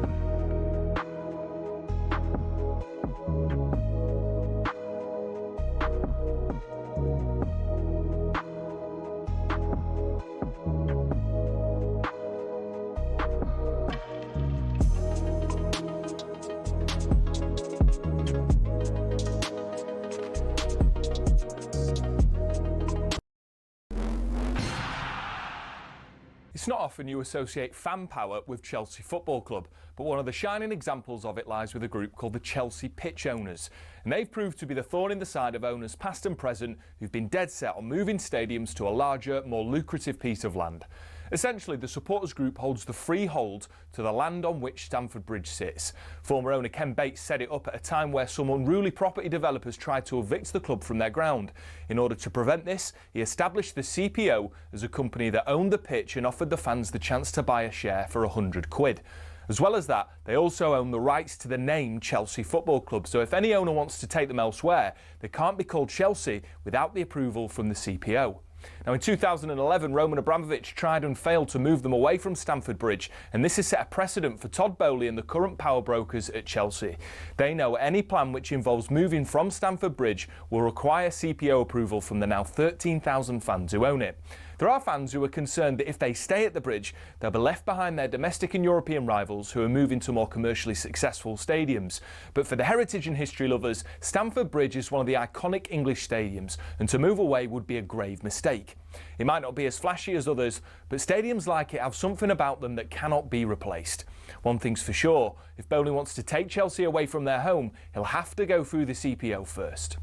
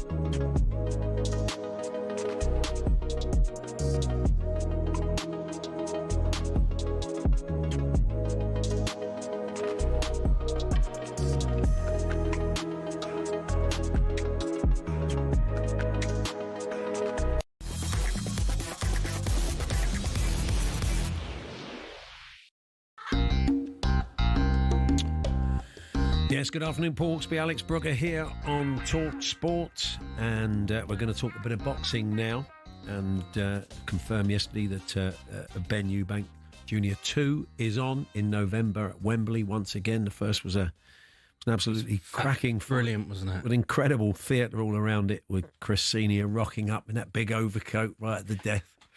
Good. It was a great fight. Joining us now to chat about that, CEO of Matchroom Boxing, Frank Smith. Hi, Frank. How you doing, guys? You all right? Yeah, not too bad. I mean, first we thought it was going to be in July, then we didn't think it was happening at all, and then we discovered yesterday it was on. What went on? Were there issues around that going on in the background? Oh, that's boxing. It would be, that's what we're used to. Things change. It was obviously planned to be in September. The first fight was in April, scheduled it for September. Unfortunately, I think Chris Eubank Jr. wasn't available. So then we looked for the soonest date after that, and November 15th, it is at Tottenham Hotspur Stadium. So Conor Benn was ready. He's always been ready. It's the fight he's wanted. It was a two-fight deal all the way along, but we're here. It would be nothing without a bit of controversy in boxing. One of the controversies around the fight was the rehydration clause and the issues that Chris had afterwards, being hospitalised. Do you expect there to be conversations around that? You expect there to be tweaks to the contract going into this second fight, stuff you've all learnt from the first fight? I think the reality is the fight was contracted as a two-fight deal with the same terms. As we stand here today, the fight is contracted on those same terms. It's £160 for the weigh-in on the Friday, and then there's the second day weigh-in, which has always been the case. Currently, there's no changes to that, and they're the terms that both parties have agreed to for the fight. But we've learnt from that first fight, surely, and the optics of that weren't great, were they? No, but look, I think there's twofold to this. One is the 160, the weight division, which is Chris Eubank Jr.'s natural weight. So prior to this Conor Benn fight in the first instance, before we made this, that was the weight that Chris Eubank Jr. had always, apart from a few fights at 168, had always campaigned at. If he hadn't have fought Conor Benn, he would have fought Janibek, he would have fought Adames, Lara, all of these guys, which is what he was talking about, were his only other options at 160. That was the weight he would have made. The second day weigh-in was never a concern. Actually, when you look at the weight he came in at, which was quite a far under that second day weigh-in, that was not something that was spoken about as a concern. I think there was a lot of talk about him making 160. He showed the way he made 160.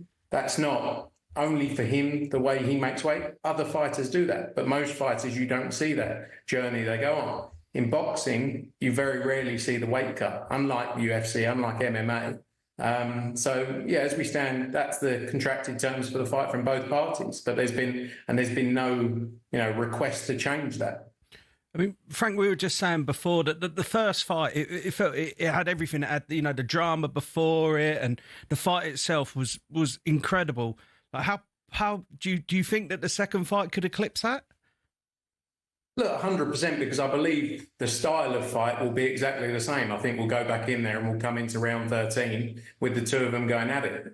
When it's personal for these two guys, and it means so much to them. I don't think it was quite human what they did in that first fight, because it meant so much in reality. I think against most other opponents, I'm not saying this for them, but they may not have got through 12 rounds. But that fight meant so much. The build-up meant so much. This is legacy. This is the family history, the rivalry that's been going on for before they were even born. So I think this can be even bigger. I think the build-up will be even bigger. You've seen the two of them. You've seen the two of them go at it the whole way through. And this one will be no different. And people who didn't believe in the first fight, because you have to say at that time, there were also people in the first fight going, it's two completely separate, huge weight divisions between the two guys. It's not going to be competitive. And look at the fight it created. Probably one of the best fights we've seen in recent times. What did Conor learn from the first fight, you think? Look, I think he fought, and I think they both did, on emotion, but I think you saw that Chris had more experience, which he does, being the older man, being the fighter who's had the bigger fights to date, and showed that experience in those later rounds. And I think what Conor went through in that fight will set him up perfectly for this one. But the same for Chris as well. They both know what to expect now. Chris would not have expected that from Conor Benn, like he said in the ring. But at the same time, Conor had never been in that kind of situation. And I think he dealt with it brilliantly. And I think it's just going to be another great fight between the two of them. Now, an interesting dynamic around this, and people who follow boxing will probably know this, that your partner, Emily, is Chris Jr.'s sister. So any conflict of interest there? Yeah, look, I always say, this was a fight I worked very hard to make, I'd say 3 years ago in 2022, when we initially made it. It didn't go through for reasons we all know. My job is to make the biggest fights possible. That's what I do. That's what I do day in, day out. When they get in the ring, it doesn't matter what I think. I'm not a tactician. I couldn't tell him whether to throw his jab, whether to move his feet. The best man's going to get in the ring, and the best man's going to win on the night. And that's what it comes down to. So I have no involvement with the boxing side of it. Those two guys decide that. So I sit there, I watch it. And the key is you want both fighters to come out healthy and safe. That's the key. But at the same time, my job is to deliver the biggest possible events, and also the biggest possible paydays for both guys. So, I think Chris should be happy from my involvement. Yeah, and so you don't sit there and discuss it at the dinner table. It's off limits as a conversation, is it? Yeah, I spend too much time discussing boxing. So I try and keep it very far away. Yeah. Now, I'm going to ask you a bit about AJ. When he's likely to be back, who's he going to fight? Is he going to fight Jake Paul? Tony Yoka they're talking about today. There's a few rumours. What's the latest on that, Frank? Yeah, lots of discussions ongoing. Jake Paul is definitely a real discussion. Those conversations are happening. And who would have said that fight would happen? But, boxing is a crazy sport. Who would have said so many things happen in boxing? And they always do. And they always end up taking place. So you can't write anything off in this sport. We're working through those plans now as to what's next. I've always said AJ is in the driving force, whether people like it or not, because of his commercial appeal, because of what he brings to the sport. He can fight anyone. He can draw huge numbers. He's got every opportunity there, whether it's world title fights, whether it's Jake Paul, whether it's him going, Tony Yoka fight you mentioned there. There's so many fights for him, but it's going to be driven by what he wants to do. But there's big fights to be made. And, let's see, 2026 is going to be a huge year for Anthony Joshua. A fight with Jake Paul does feel a bit random, Frank, doesn't it? With everything else that's going on in the fight game. I know that, he's had some... He's been upping his game, getting some better opponents, and he's got a world ranking and all that. But I don't know. It's. I mean, I think there's other fights out there for AJ, aren't there? Really, with that feel a better fit than Jake Paul at this moment in time. Yeah, look, I don't disagree with you. It is random, but at the same time, it's the biggest fight out there. It's bigger. The reality is, Anthony Joshua, Jake Paul on a global scale is bigger than Anthony Joshua, Tyson Fury. And that's the world we live in right now. But the Tyson Fury fight is also a huge fight. Yeah. And if Tyson Fury decides to come back out of retirement, I'm sure that's a fight that can get made in 2026. And the key is to make the biggest fights possible. AJ has done everything in the sport. He's been the two-time unified heavyweight champion of the world. He still has a lot more to offer the sport. And the problem is in this business and this sport, people get written off after a loss. And that, for me, that shouldn't define a fighter's career. And I think you're going to see a great year for him next year in the biggest events possible. I mean, there was. I know you were saying about a fight against Jake Paul would be huge on a global scale, but there'd be a massive appetite for Anthony Joshua and Tyson Fury, especially in this country, wouldn't there? Well, I suppose that's in Tyson's hands, as you say, Frank, isn't it? Because we don't know if he's definitely coming. Well, we think he's coming back. Yeah, look, you never know with Tyson. He's retired a few times. I feel he will come back, but you can't. But Anthony's got his own career to think about. He can't sit around waiting for other people to decide what they want to do. Yeah. Like I say, from a commercial perspective, AJ is in the driving seat because if any of the heavyweights, if any fighters want to make money, AJ delivers the biggest numbers, and that's the reality. I talked about optics earlier on, and I do worry about Jake Paul going in with someone like Anthony Joshua. That's a massive golfing class. And I'm sure it'd be box office and people would want to watch it, but I do slightly fear one day one of the YouTube guys is going to get a real good hiding. And that wouldn't be a great look for the fight game, and it's a sport you love and you've been involved in for a long time.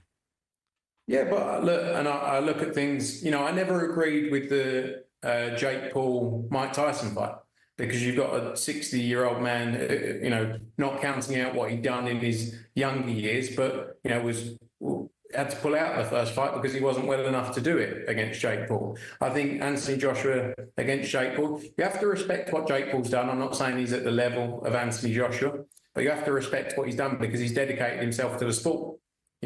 So yes, he's a YouTuber and he keeps calling these people out. And one day these fights are going to happen is the reality of it. And we shall see. I think it could be the end of Jake Paul's influencer dreams of becoming a boxer. He thinks he can knock Anthony Joshua out. There's only one way to find out. Yeah, I don't think he can.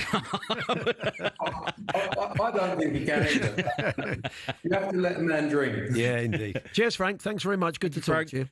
Thank you. Anyway, of course, we'll be building up to the big fight in November. We got a big fight Saturday week as well. Moses Atalma, Dillian White, and we'll be chatting to Moses in the next hour. But yeah, I mean, look, Jake Paul. Anthony Joshua honestly would wipe the floor, wouldn't he? You just worry. You start to worry. You think it wouldn't be great to see someone of that sort of power. He lost his last fight, and he's maybe not as good as he was a few years ago, but he'll still see off. Jake Paul. I mean, it wouldn't be great, but as Frank alluded to there, Jake Paul. He's calling people out. Yeah, well, but I could call out Anthony Joshua. Wouldn't make it right, would it? I mean, not as many people would watch it. But just the fact that someone gets a bit trappy doesn't mean that you should indulge them. You should say, get back in your box. Go and fight some more MMA fighters. Go and fight, quiz show hosts. I'm not so sure for... The thing for AJ, it'd be a massive fight, but I'm not sure what it'd do for his credibility because everyone would expect him to I mean, there's win. So many other fights out there that you want to see. before you see that one. But look, I respect, as Frank said, it's box office, and ultimately they'll make the call on it. So we're talking about, we believe, the world's oldest fanzine, still coming out in a print edition, and we'll be chatting to the editor which will allow us to preview the start of the championship season that gets underway tomorrow evening here on talkSPORT. Our first game for you is Birmingham City. A lot of eyes on them this season, of course, with Tom Brady and everything that's been going on, against Ipswich Town, relegated last year. And that's live tomorrow night, kicking off our coverage on talkSPORT. We've got massive games for you over the weekend from the EFL.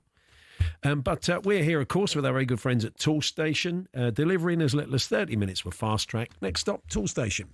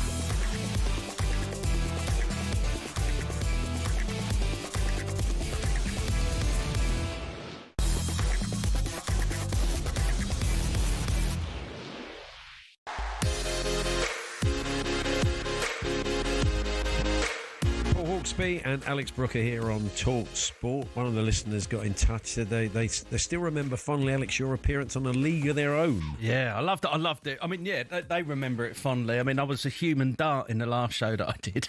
That's right. He said it was comedy gold. Yeah. Human dart. They were quite. I basically went. I thought I was going to be sick, and I went completely limp. So actually, I remember Ramesh at the time going, I'm not sure how good this actually looks for us. That's very true. Another one of these, a load of fake kits have been seized. £5 million worth. It's a pretty common thing this time of year. One of the listeners says, my dad went to Egypt, came back just for a World Cup, came back with a red England shirt, was very proud of it. He hadn't really looked at it that closely until he came down the local social club to show off, and someone spotted there was a fourth lion on the badge. Cue lots of choruses of 4 lions on a shirt. So, yeah, James, thank you very much. You got to count the lions. I mean, that's it. Just if you're buying a fake shirt in Egypt, definitely count the lions. That's it. I bought an Inter Milan away shirt, says Jake. Black and gold. He said, I wanted Icardi, 9 on the back. Unfortunately, when it turned up, it said Iradi, 6. Brilliant. It's the sort of thing we'd be tempted to kind of blag that it's a player that nobody's ever heard of. And now I've heard he's a new centre-half. He's brilliant. Honestly, you wait till you see this geezer. We got Icardi at 9 and then just mopping up at sitting in central midfield. Iradi, 6. He's absolutely fantastic. Talksport.com, text 1889, tweets at TSH and J. Chris says, can we have a shout out for the Carlisle United fans that have had to ask for more tickets for Woking away? That's Fletcher's team. Will be bringing you the sports news shortly. And we've sold out of all of them. Over 1,100 fans travelling 620-mile round trip for this weekend's opening fixture. We always salute away fans, Chris, that travel those sorts of distances. So have a good day. I think it's this time of year, it's a lot of fun, isn't it, really? So we're going to turn to Borough now. Interesting season with them under new management. But we're going to focus on one of the great old fanzines, Fly Me to the Moon, which I understand is probably the oldest fanzine in the world. The only man to ask is its editor and creator, Rob Nichols. Good afternoon, Rob.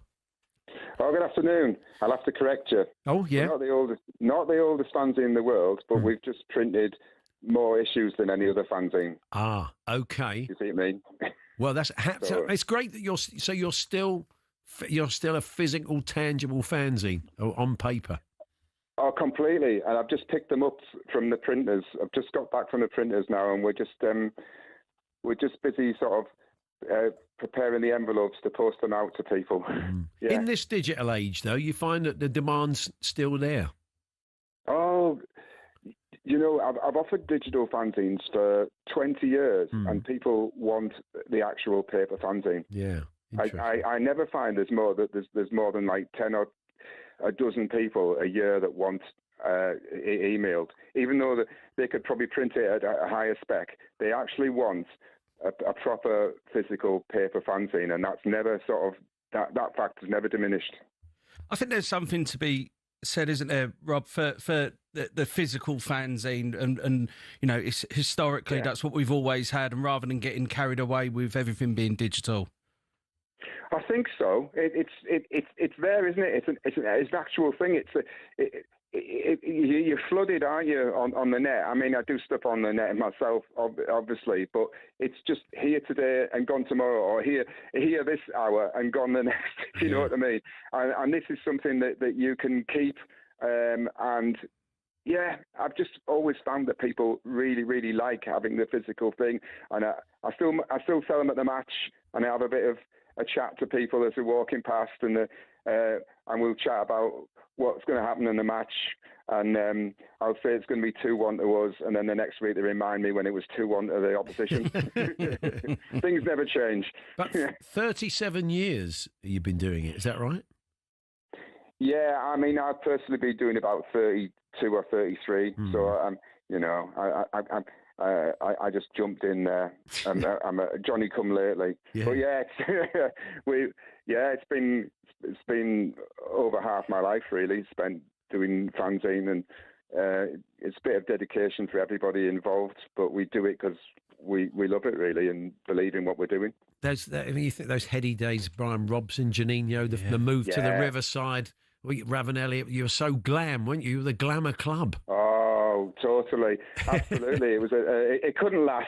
But yeah, that run to the UEFA Cup final, with Simo Macaroni tearing it up. Yeah. Oh, wherever you went in the world, people would ask you where you came from, and before that and after that, you would say, I come from the northeast of England, and they would try and think, but if you said the northeast of England, straight away they said, Middlesbrough, yeah, Juninho, yeah, Everton, Ravanelli. It's just, even like Far East or whatever, everybody knew it, and yeah, it was a sort of golden age for us, and having that new stadium, and it was like leading the way, wasn't it? Because all the other stadia followed. So it's a long time ago now, but it was fantastic to have gone through that period. So under new management now, Michael Carrick took you close, but just came up short in a couple of seasons. But Rob Edwards did take Luton up. So how are you feeling about the season ahead? Well, it's a bit of uncertainty because, as you say, a new manager, new change.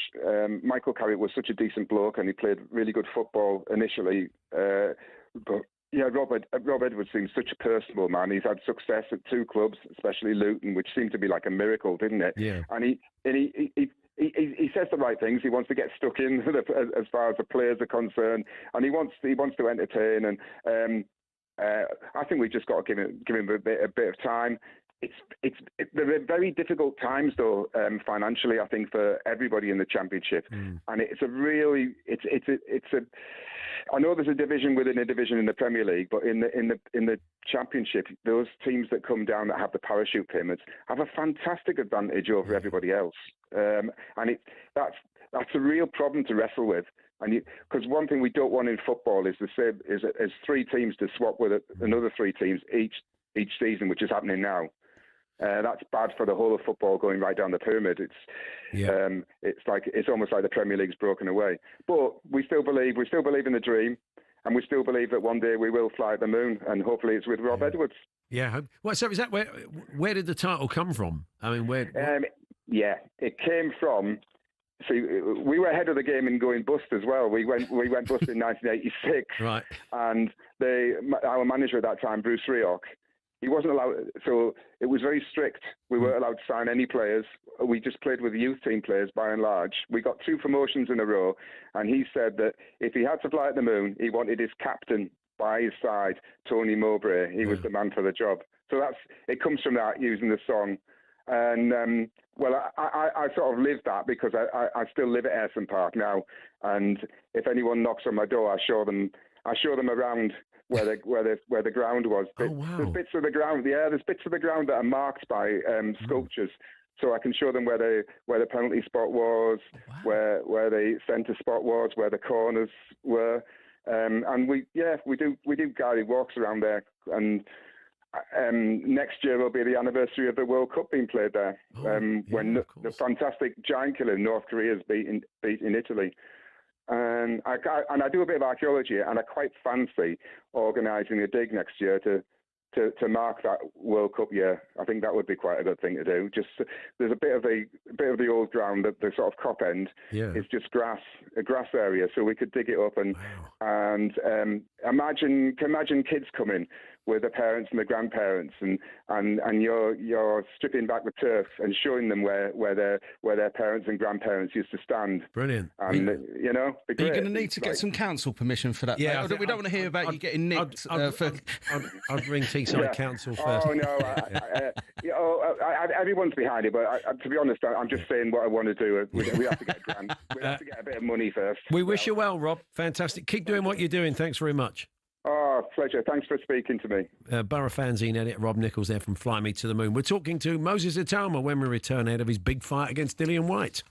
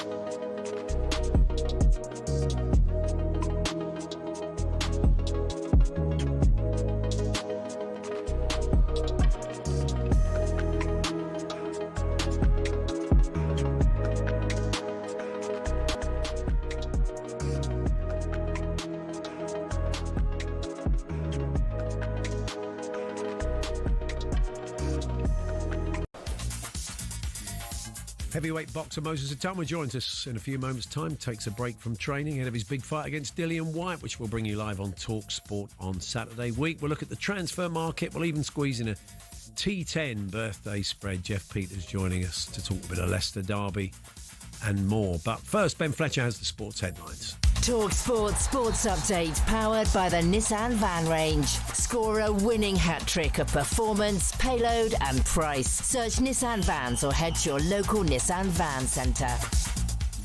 Good afternoon. Let's start with Chelsea, who've initiated talks with Manchester United over a potential deal for Alejandro Garnacho. I expect it to. I know Paul Winstanley understands one of the Blues are prepared to pay around £30 million, or it could end up being a loan deal with an obligation to buy.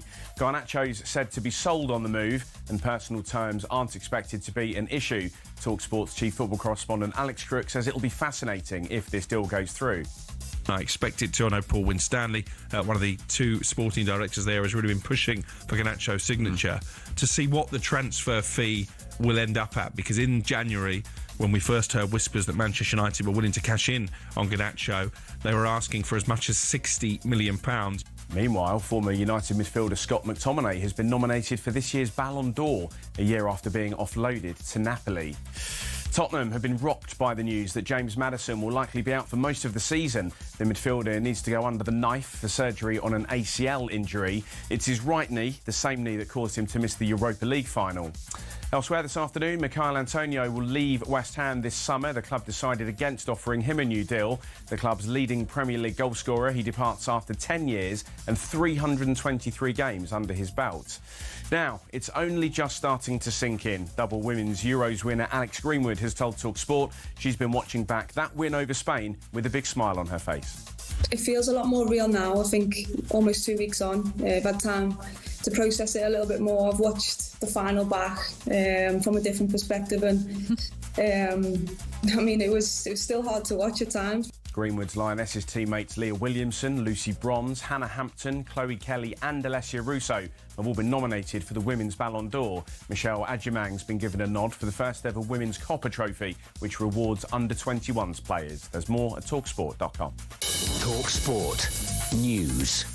Interest rates have fallen to their lowest level for more than 2 years, and new figures show 155 people arrived in the UK on small boats yesterday. More from Emma at past. talkSPORT weather with QuickFit. At QuickFit, we're all about keeping you safe on the road. With our comprehensive motor insurance, we're here for every journey. Search QuickFit Motor Insurance to find out more. A mixed picture this afternoon with sunshine and showers, breezy in the north.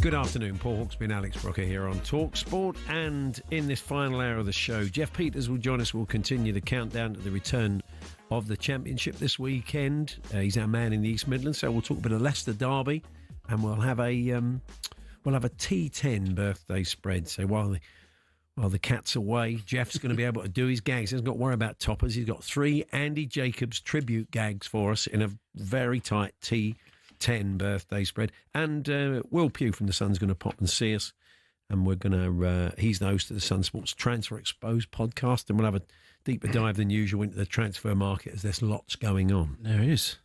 But before that, we've got a huge fight for you Saturday week over in Riyadh at Moses Atoma versus Dillian Whyte. Just before we chat to Moses, who's kindly had a break from camp to chat to us, we're going to hear from Dillian's trainer, Buddy McGirt. He was on with Adi Oladipo and Simon Jordan, and he talked about Dillian's preparations and the team's mentality going into the fight. He has a different mindset in this fight than he had with the Tete fight.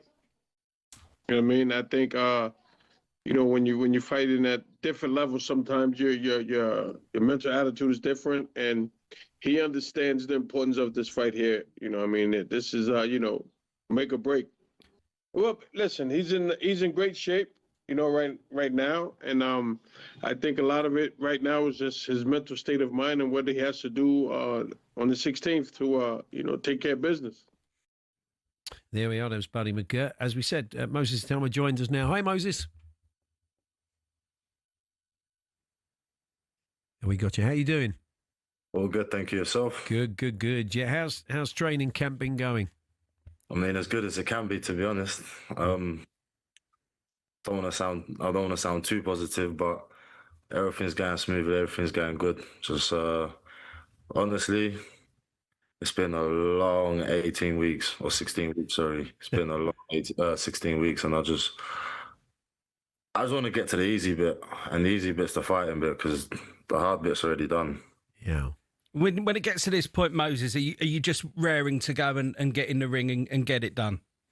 Honestly, it's been such a long camp that it's mad to think that you do 12 to 16 weeks of training for 30 minutes of the ring. Do you get what I mean? So I've been training hard for this fight, and I'm looking forward to it.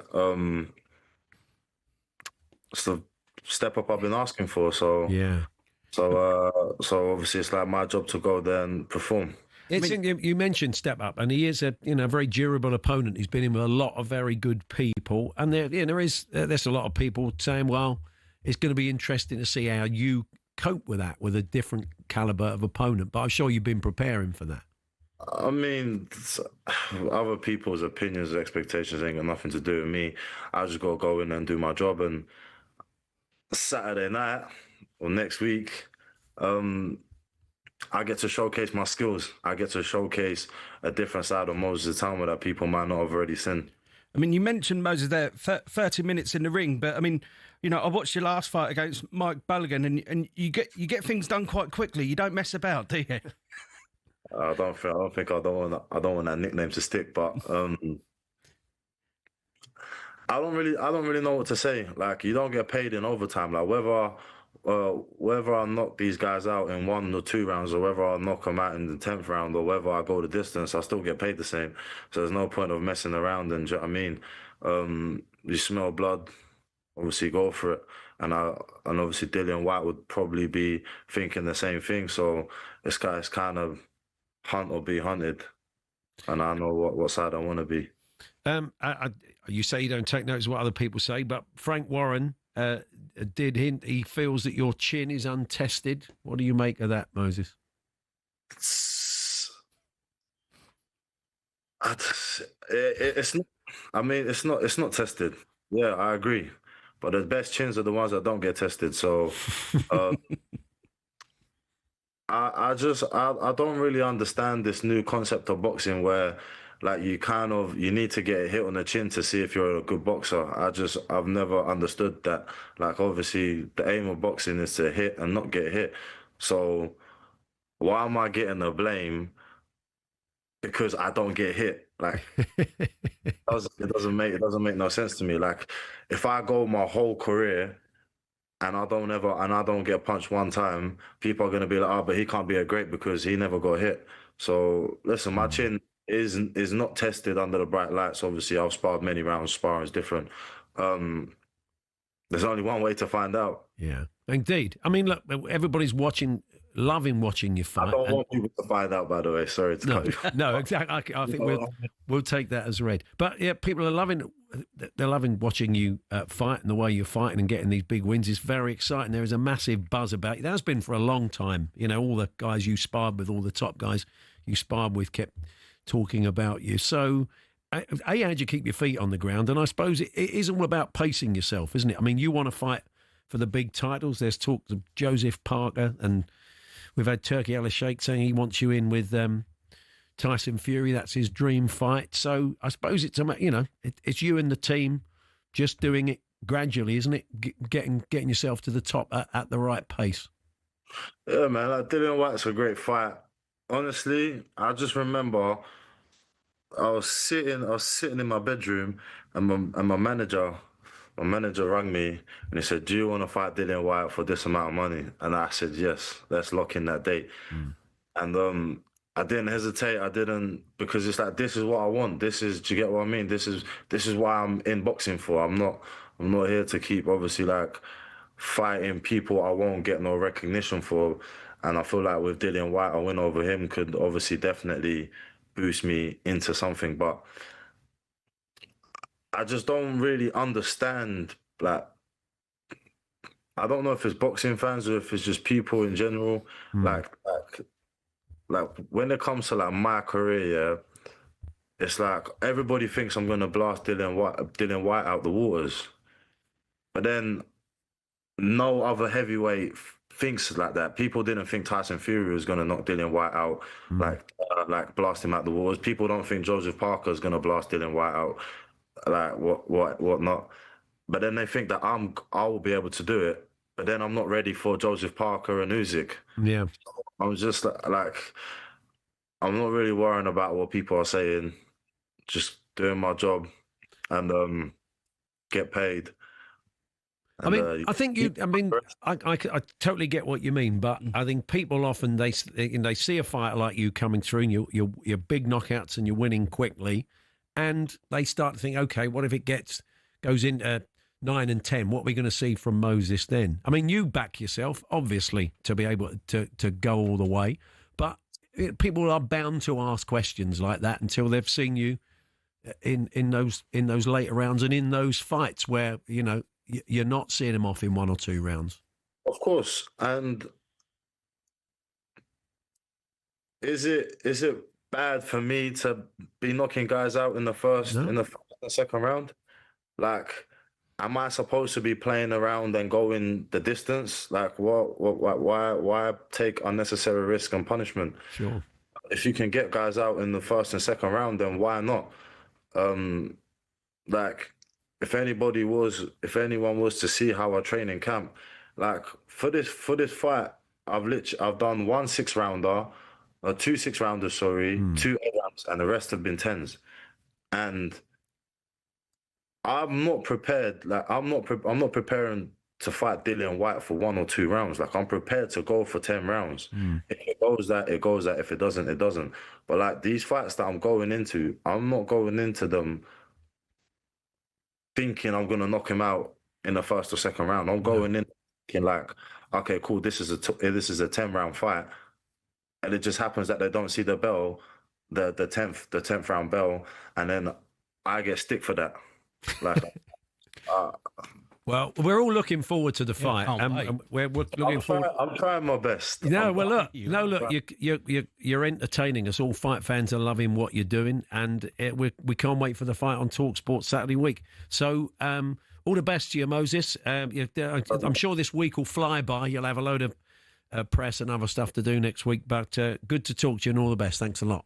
Very much. Have a good evening. Take care. There's Moses Atoma there. He takes on Dillian Whyte. He does make a good point, though. He's a very double-edged sword. You're knocking people out early, and they say your chin's untested. But he's right. You don't really want it to be tested. No, exactly. He doesn't want it to be tested, and it's interesting. Him saying, before we even mentioned it, that it is a step up. That Dillian's been in with lots and lots of people, and he'll be asking different questions of him. But he is. I mean, you've watched. I really loved watching him. Well, we were there at the weigh-in for his first fight. He was on there, and he came and had a chat with us then. And he's a big unit. I wouldn't want to be punched by him because I've got the Jake Paul fight coming up. Yes, of course. But, you pulled him out. But yeah, and he's a big lad, and he won in 23 seconds in his first fight. It's absolutely ridiculous. But no, look, he is. It's going to be a great fight. He is box office, and we'll see what happens with Dillian, because there is talk of Parker and lots of other fights down the road for him. So good stuff. Jeff Peters joins us next. We've got a T10 birthday spread. And we'll talk a bit of Leicester and Derby, because the Championship returns to your home of the EFL, talkSPORT, this weekend. And we'll kick off with Birmingham City versus Ipswich Town on Friday evening. Adrian Durham, your host, Joe Shannon, and Troy Deeney, the former Blues captain. He'll be there, I'm sure. Not wanting Birmingham City to win at all.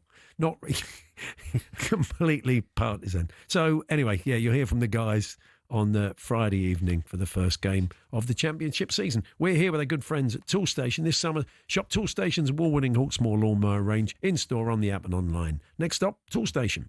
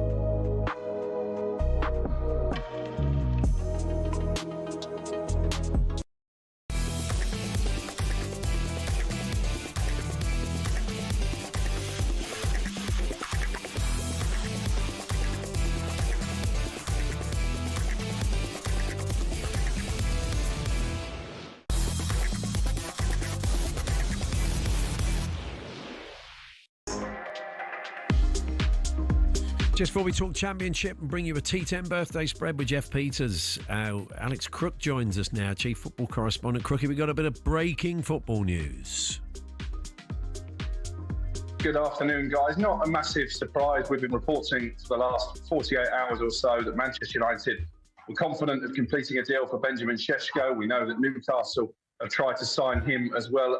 We now know an agreement in principle has been reached between Manchester United and RB Leipzig. It's £65 million up front, plus add-ons, and he's agreed a contract until 2030. So this is another target that unfortunately for Newcastle they've missed out on, and another big investment for Manchester United. Remember, it wasn't that long ago Sir Jim Ratcliffe was telling anyone who would listen that Manchester United were in danger of running out of money. They clearly found a few $100 million down the back of the sofa. Yeah, and we'll probably see a few more moving on to deal with that as well. But interesting. I mean, Croquet, the United, will they be in a situation now with this outlay on Sesko that they're going to have to sell? Rumours of Garnacho and Chelsea. Yeah, I think they've made this signing with the intention of selling players. We reported this morning that Chelsea have now opened talks with Manchester United about a move for Garnacho. United still value Garnacho at £50 million. I'd be surprised if Chelsea were willing to go that high, knowing that his relationship with Ruben Amorim, the Manchester United manager, is at breaking point. But you've got Anthony as well, who's got interest from Real Betis in Saudi Arabia. Tyrell Malacia, the forgotten man, they would be willing to sell him as well. And of course, Jadon Sancho, who was on loan last season at Chelsea. There's a little bit of interest in him from Borussia Dortmund and Juventus. So now that this Šeško deal is pretty much done, I think the focus at Old Trafford will be on clearing out the deadwood and trying to get some money back in the kitty. Excellent. Good to talk to you, Alex. Thanks very much. Good, boys. Alex Crook there. So Šeško looks like it's all been agreed, and we await the white smoke from Old Trafford. A good deal for them. After Arsenal were linked with him for so long, you watch him that first game at Old Trafford go and score now. Yeah. Well, you've got your striker. Yeah, we do. We're happy. We're happy. Let's talk a bit of Championship. Jeff Peters, our man in the East Midlands, joins us. Hello, Jeff. Good afternoon to you, chaps. Yeah, back tomorrow night, Birmingham against Ipswich. Yeah, that's big right. Game to start with. You've got Southampton, Wrexham on Saturday, Leicester, Sheffield Wednesday on Sunday. Some really cracking games to look forward to. Yeah, let's talk about Leicester then. Your club, of course. Under new management. How are you feeling about the season? What would constitute a good season for Leicester City?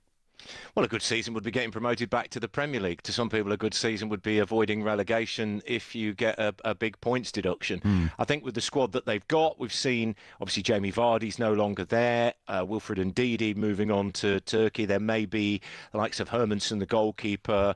Bilal El-Khanous could well be departing if the right kind of offers come in for these players. So there will be some out the door. I'm not sure there will be many coming in. I think they probably need certainly one more up front. But there are a lot of players in the squad with a lot of ability at championship level. So for different people,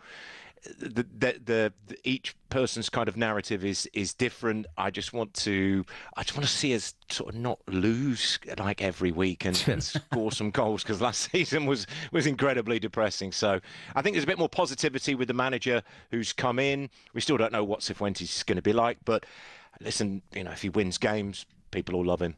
You've got Fatawu was a player that attracted a lot of attention. He had a bad injury, but he's back now, isn't he?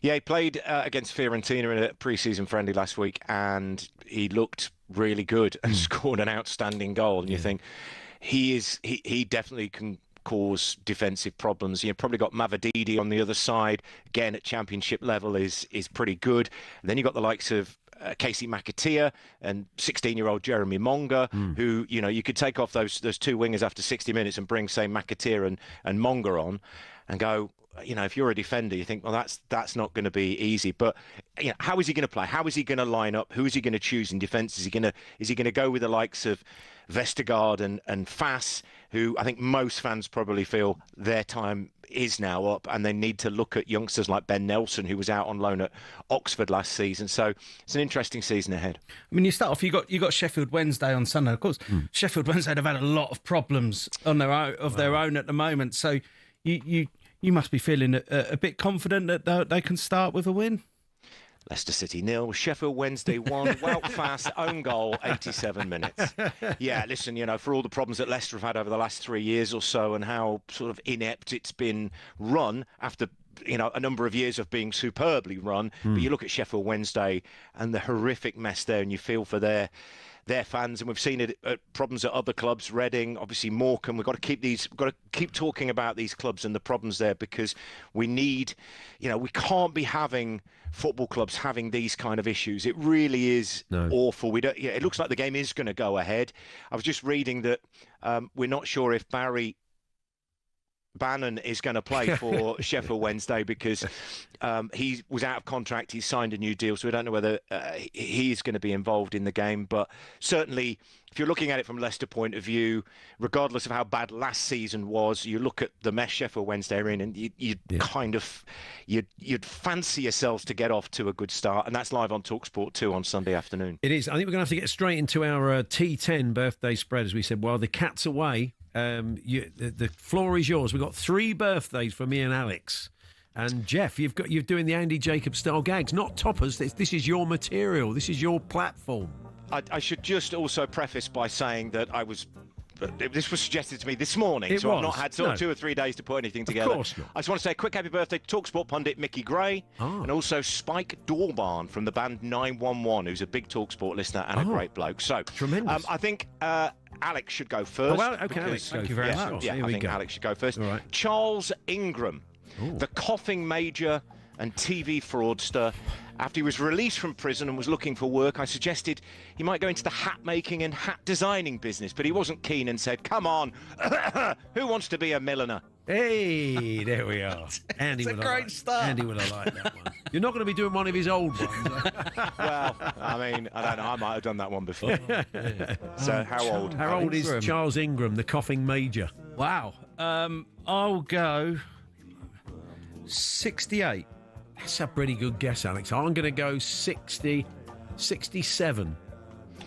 Okay, well, Charles Ingram is 62. So Paul is 5 out and Alex is 6 out. Obviously, on that, it aged him. Everything that happened afterwards. So, sorry, scores again, Jeff. What were they? Paul 5, Alex 6. Okay. Alex. Okay, birthday number 2 of 3. The actress Fenella Walgar, best known for roles in Call the Midwife, The Buccaneers and Doctor Who.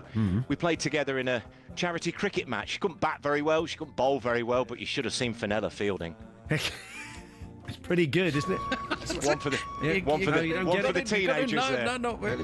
Fenella Fielding was an actress who knows Carry On Screaming. Yeah, she filmed Carry On films. She was not one for the teenagers, but it's keeping in the great tradition of Andy Jacobs. Somebody from Call the Midwife, but I don't know I don't know the actress. I don't know if she's young Call the Midwife actress, or whether she's one of the older ones. I'll take the chance and say I might go for the younger one. Might let you in. 37.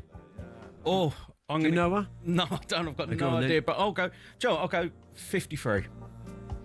She is 56. Oh, Alex! Wow. Okay, well, this is looking good for you. Yeah, Paul 19 out on that guess. So you move on to 24. Yeah. Alex 3 out on to 9. So Alex has to go first and has got a 15 gap on this. I'm clearly more of a test player than I am of the white ball game. Much short form.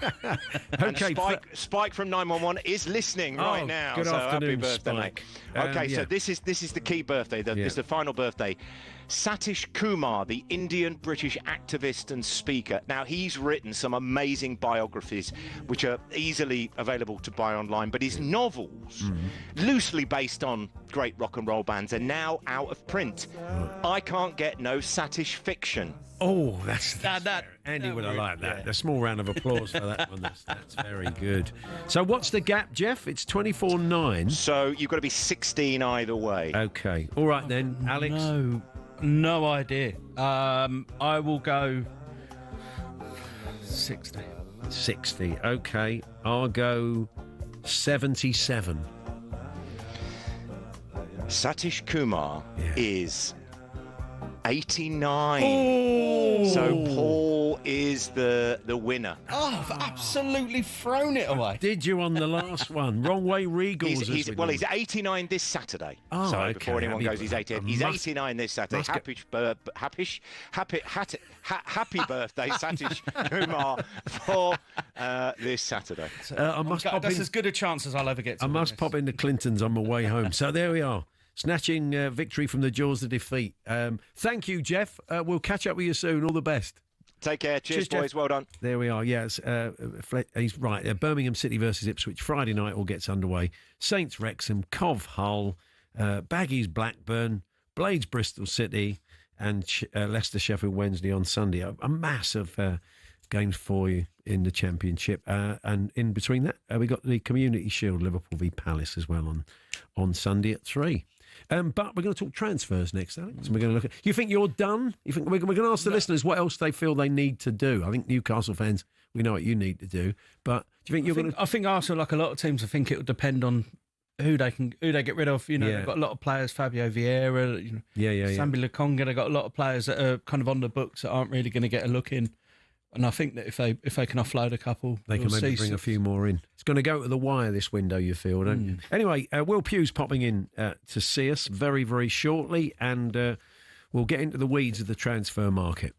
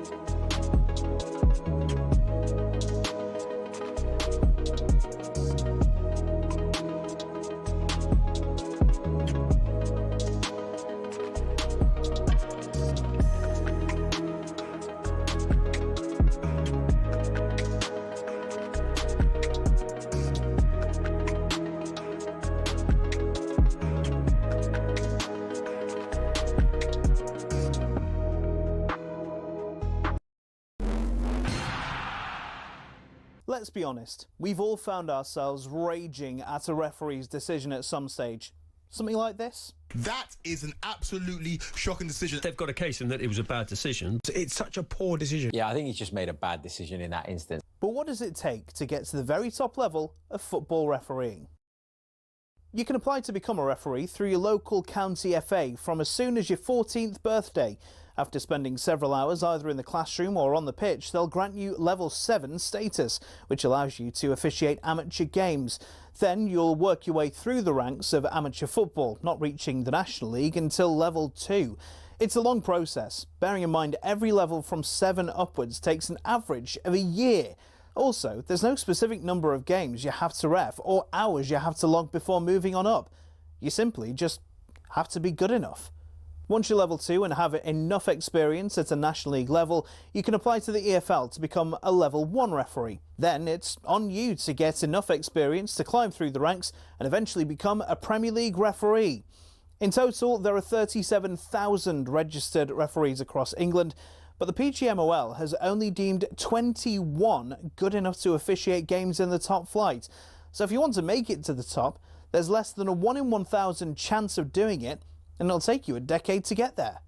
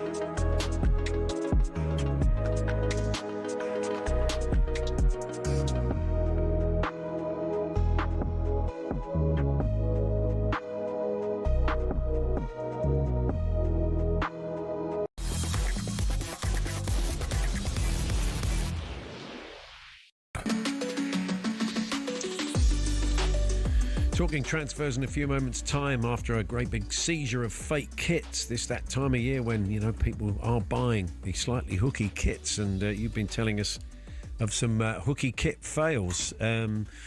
Southampton fan here. I got the away shirt in time for the start of the season, wore it at Burnley away, and a lot of the supporters were very impressed that I had the new sponsor in it, till I looked closely and it said Virgin Medio. Yeah, the attention to detail's not stunning. I ordered an Aston Villa home jersey, waited 8 weeks, opened it up, and it was a Manchester City top. Not only that, it was when Grealish had just moved to City. So completely useless from my point of view, says Jordan. Thanks for all of those this afternoon. Yes, we enter the world of transfers now. I'm going to spend a bit more time than usual on this because there's a lot going on, even in the last half hour. Joining us, as always, of a Thursday, is Will Pugh, host of Sun Sports Transfer Exposed podcast. Hello, Will. Gentlemen, how's it going? Good. We had Croquet on about 15 minutes ago telling us that Manchester United had agreed, Sesko had agreed a deal with Manchester United, so that's edging ever closer. And so, of the strikers, Mbumo went, Gyökeres went, Sesko went. Have we got anybody left? I think they were the ones that was the striker merry-go-round, really. Exactly, yeah. It's my favourite phrase of the summer, as you well know. Nicholas Jackson is the one after that I fancy. That move to Newcastle could be opened up if Isaac leaves, and like as you mentioned there. But Sesko, interesting one. I think the terms have been agreed. I don't think they're said to be a problem.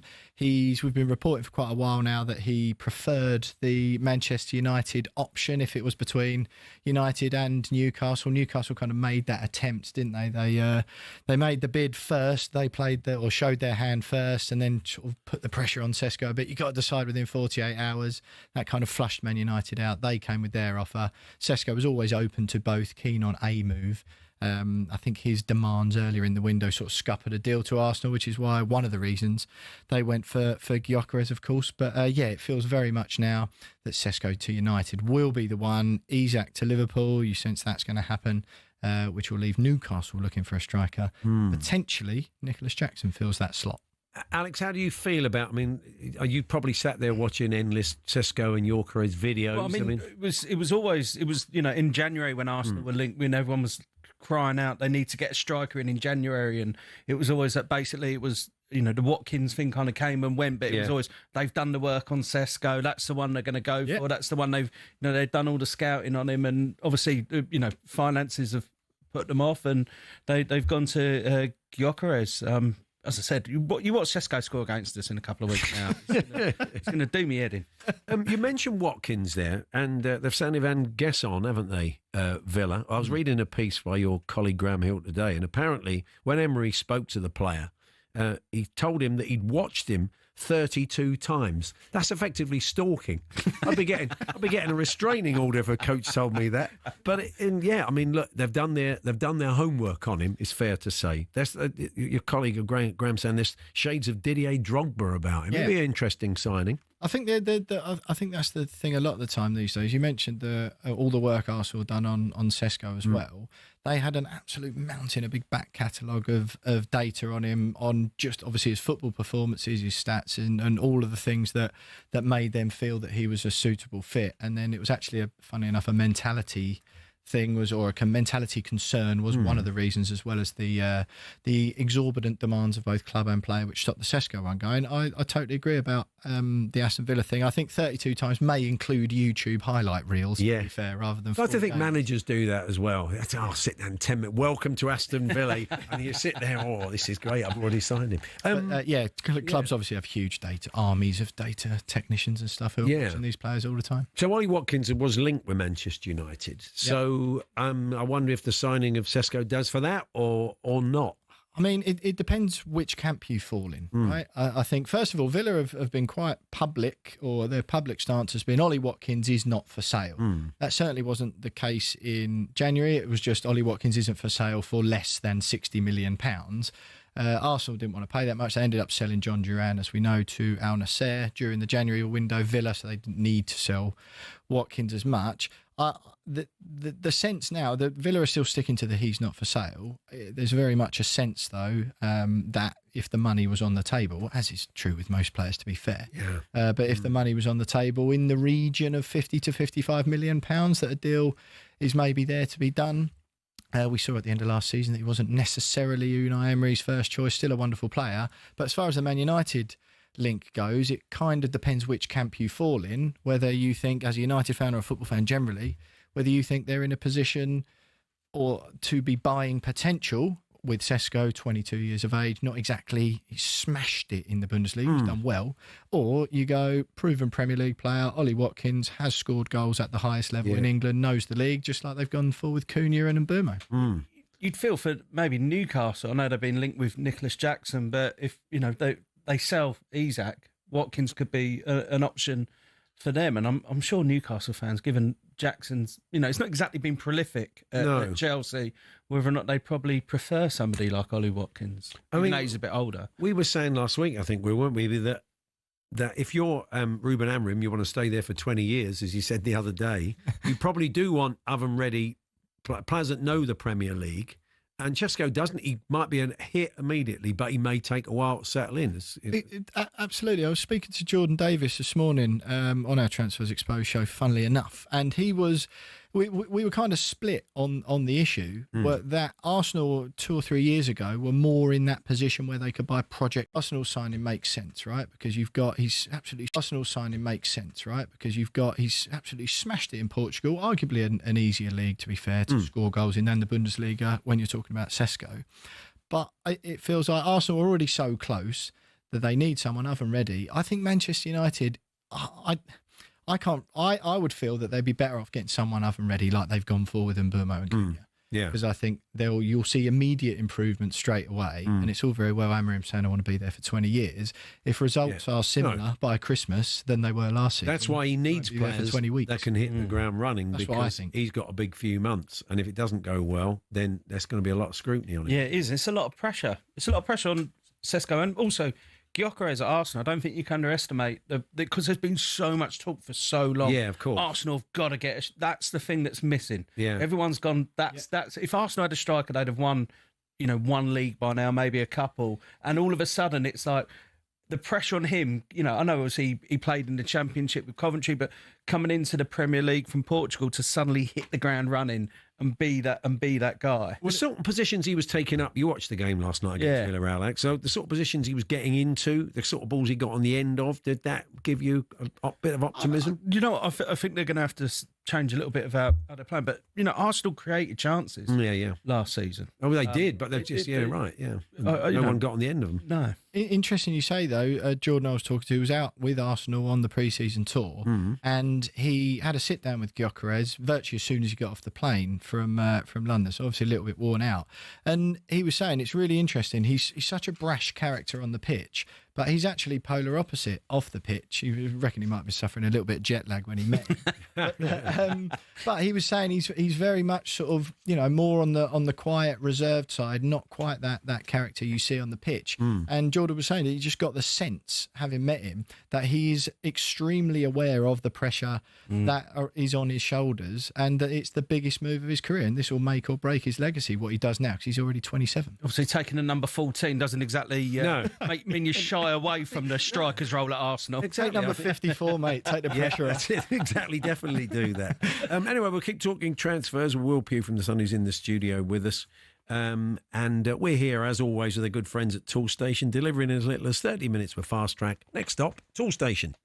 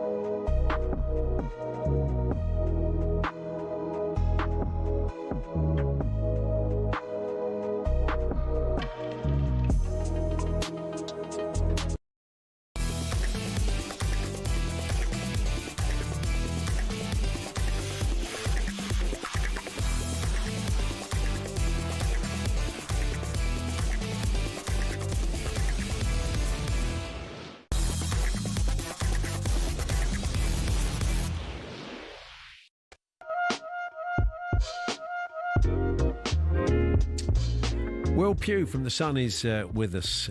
He is the host of Sun Sport's Transfer Exposed podcast, and the latest edition will be out a little bit later on the Sun Sport YouTube channel.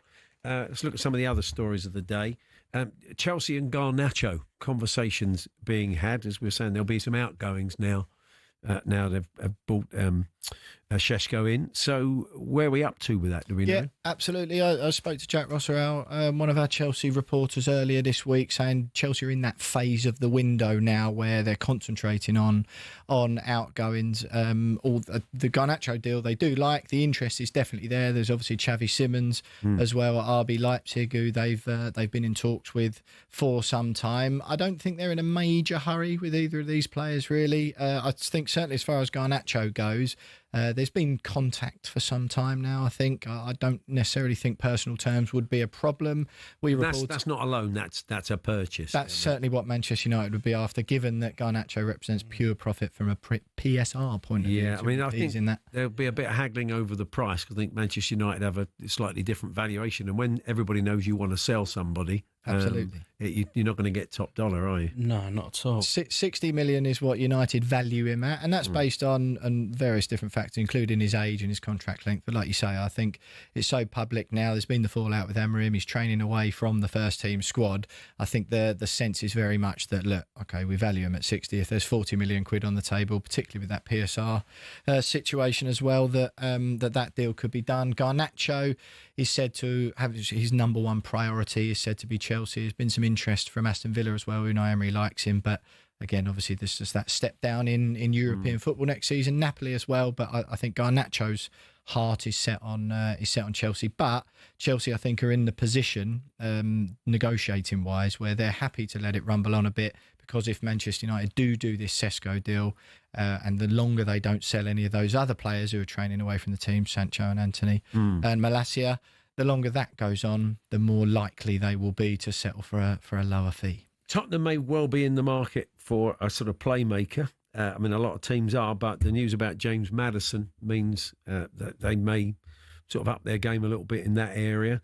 Eberechi Eze has been mentioned quite a lot. It looked like he was going to Arsenal. It seems to have been a link to them for about the last 3 or 4 weeks. So where are we at with that? Yeah, I mean, it's obviously Tottenham's brought in Mohamed Kudus as well from West Ham earlier in the window. They're blessed with players in those attacking positions. And yeah, obviously the Maddison news was a bad one. I think I don't know what you think, Paul, but I sense lots of Tottenham fans almost don't factor in 100% fit James Maddison into a full season. No, it's been a bit frustrating for him. He said he's had injuries in both the seasons he's been there, and it has been, and he's found it hard to pick up the pace and get back into it when he has come back. But this is probably albeit season ender, and if he does come back for the last couple of months, it's going to take him a while to get match sharp. So I think you've got to kind of forget him. Let him just get right, get himself back, and they're going to have to do something, I think. Absolutely. I mean, and what's that? The situation with Arsenal? I mean, you'd be keen, wouldn't you, Alex? I mean, obviously, I think we were saying before, it's just a football fan's point of view. Eze is a player you'd love to see playing for your club. But I don't know with Arsenal whether you can tell us whether it depends on their outgoings as well, because they've got Fabio Vieira and people like that. I think there's a few that they would be open. I wouldn't go as strong as say actively seeking to get rid of, but they'd be certainly open to offers for Vieira, Zinchenko, Kivior. I think were on that list. I did ask the question about Martinelli as well to Jordan this morning, but I think Mikel Arteta likes him too much. The interesting thing, what do you think about where Eze would play? Because so this is, I mean, we, as in our Arsenal fan, like in our groups, we've chatted about this because everyone goes, well, where's he going to? He's not really a left winger, is he? But in your head, that seems to be the most likely place that they'd play him because, But he's not sort of get to the byline guy, is he? He's always going to play a little bit further inside than that. Or whether, Arteta, if they did get him, would be to kind of as something different to Odegaard. But that's a lot of, that's kind of an embarrassment of riches in the same position and how much either player would be happy changing in and out. Well, Odegaard didn't have his best season he didn't. last year, did he? So there is a suggestion that potentially, that a replacement might be due. Obviously, Mikel Arteta, as his captain as well, is definitely going to give him a chance to prove himself again. It would make more sense, I think, or the fit seems easier at Tottenham. But I think given the Arsenal interest has been going on for a long time, he's certainly open to the Arsenal switch. About £68.5 million, I think, is what Palace are digging their heels in for. And as we've seen with Mark Gahey as well, they're tough negotiators. They're not willing to be rolled over. So unless Arsenal are going to cough up the money, then, but they wanted to get rid first. Time for a real quick one on Carlos Baleba of Brighton. Their story today suggesting that Manchester United are going to make an offer. I think Brighton have said he's not for sale. And I saw your colleague Martin Lipton saying last week, who was out in the States watching them, that maybe their need is greater for a sixth than it was another striker. So this would be an interesting one, but it's a lot of work to be done on it, I guess. Absolutely, yeah. I mean, the sort of latest at the moment is that initial contact's been made between club and players' camp. Brighton are in absolutely no rush to sell at all. Their position is that they won't be doing a deal this summer. That's again the sort of public stance. The sense being that it certainly wouldn't be for anything less than £90 million. They've sold so well in recent years, haven't they? With Caicedo was £115 million. Baleba's just sort of stepped into that breach. He's a fantastic young player. He can do both. I mean, he can get forward and score goals, get on the front foot, and he can sort of do that job defensively as well. So you can understand why they're interested. Yeah, but that would be one they need to sell as well. Excellent. The money that Brighton get in for their turnover of great talent is incredible. Business, that's very true. Thank you, Will. Pleasure. As we said, Sunsport YouTube channel, the latest edition of the Transfer Exposed podcast will be up a little bit later on today. And I shall see you tomorrow, Alex. Look forward to it, Paul. Excellent. We'll have clips of the clips of the week special for you tomorrow in Alex's honour. We'll tell you more about that then, and lots of other regular Friday stuff. So do hope you can join us from 1. But coming up next, it's Drive with Adi Oladipo and Gabby Agbonlahor.